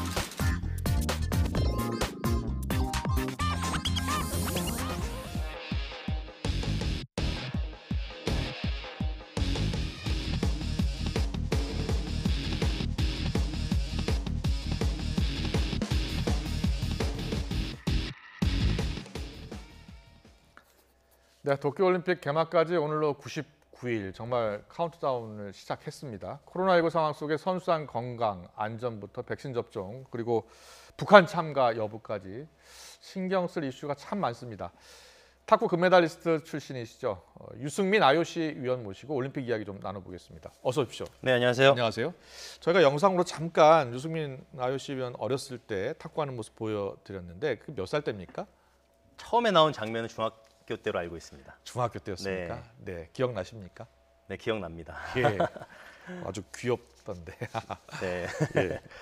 자, 올림픽 이야기 좀 해보겠습니다. 이제 올림픽 석 달 남았는데 분위기가 전혀 안 뜨는 것 같아요. 그래서 이거 진짜 하는 거야 이렇게 걱정하시는 분들이 많은데 어떻게 될 것 같습니까? 네, 지금 현재로서 올림픽은 그 7월 23일 네. 오후에 개막을 하게 될 거고요. 지금 최대한 안전한 올림픽을 치르기 위해서 IOC와 도쿄 조직위원회가 심혈을 기울이는 걸로 알고 있습니다. 그렇군요. 7월에 열리잖아요. 그런데 오늘 자민당 니카이 간사장이 올림픽 취소 가능성을 언급했잖아요. 그래서 좀 이거 혹시 이 간사장 이야기가 진짜 무게가 있는 이야기인가 이런 생각하는 분들도 있을 거거든요. 어떻게 보세요? 사실 그 올림픽 전에는 항상 크고 작은 이슈들이 늘 있어 왔는데요. 네. 이번 같은 경우는 특히나 1년이 연기된 상황이고 또 코로나로 아직까지도 온 국민들이 전 세계가 신음하고 있기 때문에 사실 그런 우려들이 많이 나오는 건 사실로 알고 있습니다. 그러나 IOC에서는 지금 최대한 선수들과 그 참가자들이 안전하게 올림픽을 치를 수 있도록 지금까지 계속 노력을 하고 있고요. 지금까지는 어떠한 취소나 연기에 대한 피드백을 못 받고 있는 상황입니다. 그렇군요. 3월에 IOC 정기총회 온라인으로 하셨다면서요? 네. 그때도 혹시 예를 들어서 도쿄 일본에서 코로나가 확산하면 올림픽을 좀 연기 내지 취소해야 되는 거 아니냐라는 이야기가 나왔습니까? 사실 그런 우려 섞인 이야기들도 그 전부터도 계속 나오고 있는데요. 저희가 IOC가 이제 시나리오별로 다 준비를 지금 하고 있습니다. 시나리오별로요? 네, 매뉴얼을 다 구성을 해가지고요. 저희가 일어날 수 있는 다양한 어떤 그런 부분들, 가능성에 대해서도 다 대책을 마련하고 매뉴얼을 지금 마련하고 있기 때문에 아무래도 최대한 안전한 올림픽이 이번에 가장 큰 이슈잖아요. 그래서 지금 굉장히 많은 인력들이 동원돼서 준비를 철저하게 하고 있습니다. 그렇군요. 그런데 일단은 이제 해외 관중은 안 받는 것으로 지금 결정이 됐잖아요. 그리고 이제 일본에서 열리는데 무관중으로 진행될 가능성이 커진 거죠. 어떻게 결정이 된 겁니까? 지금 현재로서는 해외 관중은 지금 안 받는 걸로 지금 결정이 됐고요. 그리고 저희 그 올림픽 패밀리라고 하죠. 저 같은 IOC 위원도 보통 가면은 이제 게스트들이 항상 있는데 저도 이제 혼자 가야 되는 상황이고요. 그렇습니까? 네, 그래서 아무래도 그 참가자 수를 최소한도로 축소를 해서 선수들이나 지도자들이 좀 안전한 환경 속에서 올림픽을 치를 수 있다라는 거를 좀 느끼게 해주기 위해서 그런 식으로 지금 저희가 계획을 지금 작성을 하고 있습니다. 그렇군요. 자, 그런데 백신 이야기를 좀 해보겠습니다. 이 올림픽에 4번 출전하셨죠. 그리고 이제 IOC 선수위원이기도 하니까 백신 이야기를 안 할 수가 없는데 유승민 의원께서 지금 백신 예방 접종에 대해서 좀 걱정스러운 이야기도 하시고 좀 적극적인 정부의 도움을 좀 요청하신 것으로 알고 있거든요. 지금 백신뿐만이 아니고요. 선수들이 사실 해외 그 쿼터로 아직 다 확정이 된 상태는 아닙니다. 올림픽 쿼터가 다 확정이 된 상태가 아니기 때문에 그래서 해외 대회도 좀 많이 참가를 해야 되고요. 물론 제한된 상황 속에서 해외 대회를 참석을 하지만 다녀왔을 때도 자가격리 이슈가 있거든요. 물론 지금은 이제 기존 2주에서 일주일로 줄이면서 나머지 일주일은 상태를 보면서 음성일 경우 코호트 격리, 즉 이제 코호트 이제 집단으로 격리를 하면서 훈련을 할 수 있는 정도까지는 줄여놨는데 선수들이 아직도 그 부분에 있어서 올림픽이 다가올수록 조금 더 불편함과 좀 불안감을 좀 느끼고 있습니다. 그리고 또 백신 같은 경우도 사실 어떤 백신이 딱 정해져서 선수들한테 제공이 되면 좋겠지만 사실 이제 백신의 효능이라든가 부작용이라든가 이런 거를 철저히 검증을 해야 되고 특히 지금은 100일도 채 안 남은 상황인데 사실 시합 한 일주일, 2주일 전에는 선수들이 몸 관리를 이제 잘 알아서 들어가기 때문에 지금은 한참 이제 선수들이 기량을 끌어올리고 이제 준비를 해야 될 텐데 그런 부분들도 심리적인 부분들도 이제 선수들이 조금 불안감이 있기 때문에 그런 부분들을 이제 속히 이제 협의를 잘 해서 최대한 안전한 백신을 선수들한테 맞춰주는 게 가장 좀 우선이지 않나 이렇게 생각을 하고 있습니다. 안타깝네요. 사실 이 경기에만 집중해야 될 텐데 지금 백신부터 또 자가격리까지 그런까지 신경 쓰면 경기력이 좀 떨어질 거 아니에요. 사실 선수들이 말씀대로 집중을 해야 될 때 지금 다양한 불확실성으로 인해서 조금 정신적인 부분도 굉장히 피로감이 많이 높은 게 사실입니다. 특히 선수촌에서 워낙 까다롭게 저희가 방역 지침을 하기 때문에 저도 지금 선수들을 보러 갈 수가 없고요. 선수들도 외부로 나오는 게 자유롭지가 않습니다. 그러다 보니까 그런 멘탈 관리도 저희가 좀 잘해야 될 것 같고 특히나 이런 백신 같은 경우는 그 이후에 선수랑 동반될 어떤 그런 부분들까지 저희가 체크를 해야 되기 때문에 손쉽게 결정을 한다기보다는 서두르지만 그래도 철저한 어떤 그런 관리를 물론입니다. 감독을 통해서 선수랑 제공을 해야 되는 게 맞다고 생각을 합니다. 일단 아스트라제네카 백신 같은 경우에는 30살 미만은 지금 접종하지 않도록 했잖아요. 그러면은 다른 백신이라도 빨리 맞아야 되는 거 아닙니까? 근데 이제 다른 백신들도 이제 그 이후의 부작용이라든가 순서도 있고 여러 가지 이제 순서라든가 또 선수들 개개인별로의 몸 상태 또는 그게 또 잘 받는지 안 받는지도 이게 아직 확실치 않다 지금 보니까 우리나라에 들어온 백신은 아스트라제네카하고 화이자 백신밖에 없어서 일단 화이자 백신이라도 먼저 맞고 싶은 그래서 사실 있겠어요. 어제 그 선수들이 미디어 데이를 통해서 또 백신에 대한 어떤 그런 궁금증 그리고 요청을 많이 한 걸로 알고 있습니다. 그래서 이제 좀 이런 부분들이 선수들이 그래도 4년에 한 번 있는 올림픽 또 특히 지금 준비하면서 1년이 연계된 상황에서 굉장히 어렵게 준비를 하고 있거든요. 이런 부분에서라도 좀 조속히 좀 제공이 돼서 선수들이 좀 마음 편하게 남은 기간에도 좀 준비를 할 수 있는 어떤 기회를 줬으면 좋겠습니다. 우리 국민들이 충분히 이해해 주실 것이라 믿는데요. 그래도 우리 국민께 한 번 더 여쭤보고 양해를 구한다면 우리 국민들이 흔쾌히 허락해 주실 것 같습니다. 사실 선수들이 지금 한 200여 명에서 300여 명 사이의 선수단 규모를 지금 저희가 예상을 하고 있거든요. 그러다 보니까 그 규모에 대해서 좀 뭐 백신에 대한 부분 아니면 이런 자가격리 부분 이런 부분들이 조금 더 선수들이 마음 놓고 남은 100일을 준비할 수 있도록 제공을 해주신다면은 굉장히 선수들이 정말 뛰어난 퍼포먼스로 보답을 드릴 수 있을 것 같습니다. 알겠습니다. 저렇게 열심히 연습하는 우리 선수들 보니까 더 안타깝습니다. 그리고요, 북한. 도쿄올림픽에 지금 북한이 참가 안 하겠다라고 지금 발표를 한 상태입니다. 하지만 올림픽이라는 게 사실 국제 평화를 증진하는 그러한 취지인데 그래도 IOC 차원에서는 계속해서 북한의 참여를 독려하고 있는 거죠. 네, 그렇습니다. 뭐 저희도 그렇고 뭐 IOC도 그렇고 이 올림픽이라는 거는 전 세계가 하나로 어우러져서 어떤 평화의 메시지를 전달하고 다양한 어떤 그런 이벤트를 통해서 사람들에게 용기를 주는 어떤 그런 장이다 보니까 북한의 참여가 굉장히 중요한 포인트가 될 수가 있을 것 같고요. 물론 저희도 그런 부분에서 예상은 못했지만 아직 시간이 남아있기 때문에 그런 부분들은 앞으로 계속적으로 지속적으로 이제 협의를 하다 보면 또 방법이 있을 거라고 생각을 합니다. 지난번 평창 올림픽처럼 이번 도쿄 올림픽 때도 같이 이렇게 입장을 하는 모습을 봤으면 좋겠습니다. 그런데 조금 안타까운 소식은 2032년 서울 평양 공동올림픽 개최 추진했었잖아요. 그런데 일단은 뭐 우선 협상 대상지로 호주가 지금 선정됐습니까? 네, 그렇습니다. 호주 브리즈번이 지금 선정이 돼 있는데요. 아직 뭐 끝난 단계는 아니고요. 끝난 단계는 아니고요. 끝난 단계는 아니지만 저희도 조속히 노력을 해가지고 그런 부분에서 또 다른 기회를 찾을 수 있도록 준비를 해야 될 것 같습니다. 네, 알겠습니다.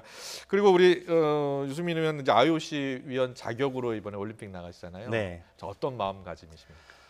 사실 이번 올림픽만큼은 IOC 위원들도 굉장히 좀 무거운 책임감을 갖고 갑니다. 왜냐하면 올림픽이라는 게 전 세계의 축제지만 또 이번만큼은 특별히 안전하게 저희가 치러야 된다는 책임감이 있기 때문에 특히 선수 중심 그리고 지도자 중심 참가자들이 안전하게 올림픽을 치르고 안전하게 돌아가는 데까지 저희도 현장에서 역할을 할 예정이고요. 그런 부분에 있어서 저도 좀 더 무거운 책임감을 안고 도쿄로 출발하게 됩니다. 우리 유승민 의원, 우리 국민들 여러분께서 잘 아실 겁니다. 올림픽에서 금메달, 은메달, 동메달 다 땄습니다. 후배들 지금 뭐 선수촌 갈 수도 없는 상황이라면서요. 이렇게 화면을 통해서 후배들에게 해줄 꿀팁 있으시면 전해주시죠. 네, 사실 이 전례 없는 상황이다 보니까 우리 동료 선수들이 얼마만큼 힘들게 준비하는지는 알고 있습니다. 그리고 저희가 어떻게 도와줄 수 있는 부분, 외부에서 도와줄 수 있는 부분도 굉장히 제한적인 상황인데요. 우리 국가대표 선수들답게 강인한 정신력을 발휘해서 정말 본인이 꿈꿔왔던 정말 인생을 걸면서 준비해왔던 올림픽을 멋있게 치를 수 있도록 최선을 다해주길 부탁하고 싶습니다. 네, 알겠습니다. 유승민 IOC 위원이 후배들의 사랑하는 마음이 그대로 전해졌을 것이라 믿습니다. 유승민 IOC 위원과 함께했습니다. 잘 들었습니다. 네.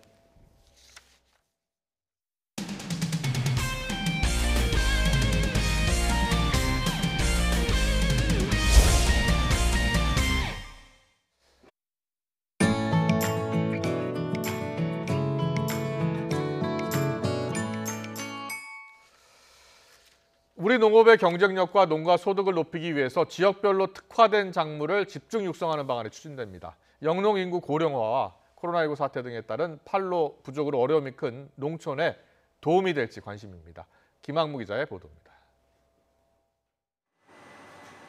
경기도의 느타리버섯 생산량은 전국 생산량의 68%. 단위 면적당 생산성이 다른 지역보다 2.3배나 높지만 판로가 늘지 않는 게 문제입니다.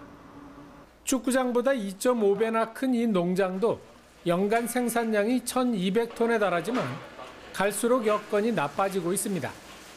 느타리 버섯 생산량은 많은데 소비가 크게 늘지 않아 가격이 10년 전보다 쌉니다. 반면 버섯 키우는 배지 재료는 많이 올라 경영하는 데 어려운 점이 많이 있습니다.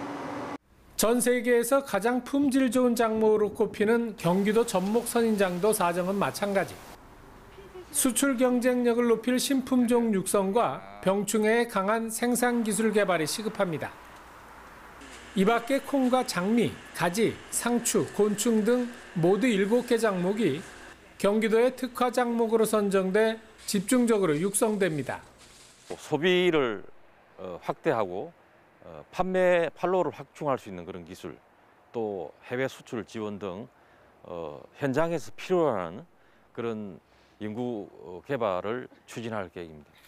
농촌진흥청이 전국 9개 지역을 구분해 선정한 지역 특화 작목은 모두 69개. 이들 작목에 대해 앞으로 5년간 집중 지원하고 이 가운데 18개 작목은 국가 집중 육성 작목으로 별도 지정해 지원합니다. 앞으로 5년간 지역 특화 작목의 시장 경쟁력을 강화하고 생산 농가의 영평균 소득 증가율을 전국 농가 대비 2배 이상으로 증가시켜서 농업과 농촌에 새로운 활력을 불어넣고 지역 특화 작목에 대한 집중 육성 종합 계획이 우리 농업의 경쟁력을 높일 수 있을지 기대됩니다. YTN 김학무입니다. 농촌진흥청은 된장과 청국장 등 콩으로 만든 발효식품을 많이 먹을수록 장 건강에 유익하다는 연구 결과가 나왔다고 했습니다. 이번 연구는 농진청이 세계보건기구 산하 국제암연구소와 공동으로 진행한 것으로 연구 결과 콩 발효식품을 포함해서 해조류와 채소 섭취량이 많을수록 장내의 미생물의 다양성이 높은 것으로 나타났습니다. 농촌진흥청은 올해 2월과 3월 기온이 예년보다 높아짐에 따라 해충의 생존율이 높고 부화량도 늘어나서 피해가 우려된다고 밝혔습니다. 해충은 갈색날개 개미충과 미국 선녀벌레, 매미나방, 꽃매미 등으로 발생 예상 지역에서는 방제 작업을 서둘러야 합니다. 오늘 꽃샘추위가 누그러지고 모처럼 맑고 포근한 날씨가 이어졌습니다. 하지만 퇴근길에는 날씨가 금세 쌀쌀해져서 옷차림 따뜻하게 하셔야겠고요. 쾌청한 오늘과 달리 내일은 곳곳에 봄비 소식이 있습니다. 비는 내일 새벽 중북부를 시작으로 낮 동안 전국으로 확대하겠고요. 퇴근길 무렵에는 대부분 그치겠습니다. 예상되는 비의 양은 5에서 20mm로 많지 않겠습니다. 다만 벼락과 돌풍을 동반하며 요란하게 내릴 것으로 보여 주의가 필요합니다. 내일 아침 기온은 오늘보다 3에서 6도가량 높겠습니다. 서울 아침 기온 9도, 대전은 8도로 예상되고요. 낮 기온은 오늘보다 1에서 4도가량 낮겠습니다. 서울 낮 기온 16도, 대전도 16도, 광주 18도로 예상됩니다. 내일 비가 그친 뒤에는 비구름의 뒤를 따라 황사가 유입되면서 이번 주말까지 미세먼지 농도가 높게 치솟겠고요. 탁한 공기 속의 주말에는 곳곳에 소나기가 지나겠습니다. 지금까지 날씨 정보였습니다. 네, 이어서 저녁 종합 뉴스 이브닝 뉴스가 방송됩니다. 시청해주신 여러분 고맙습니다.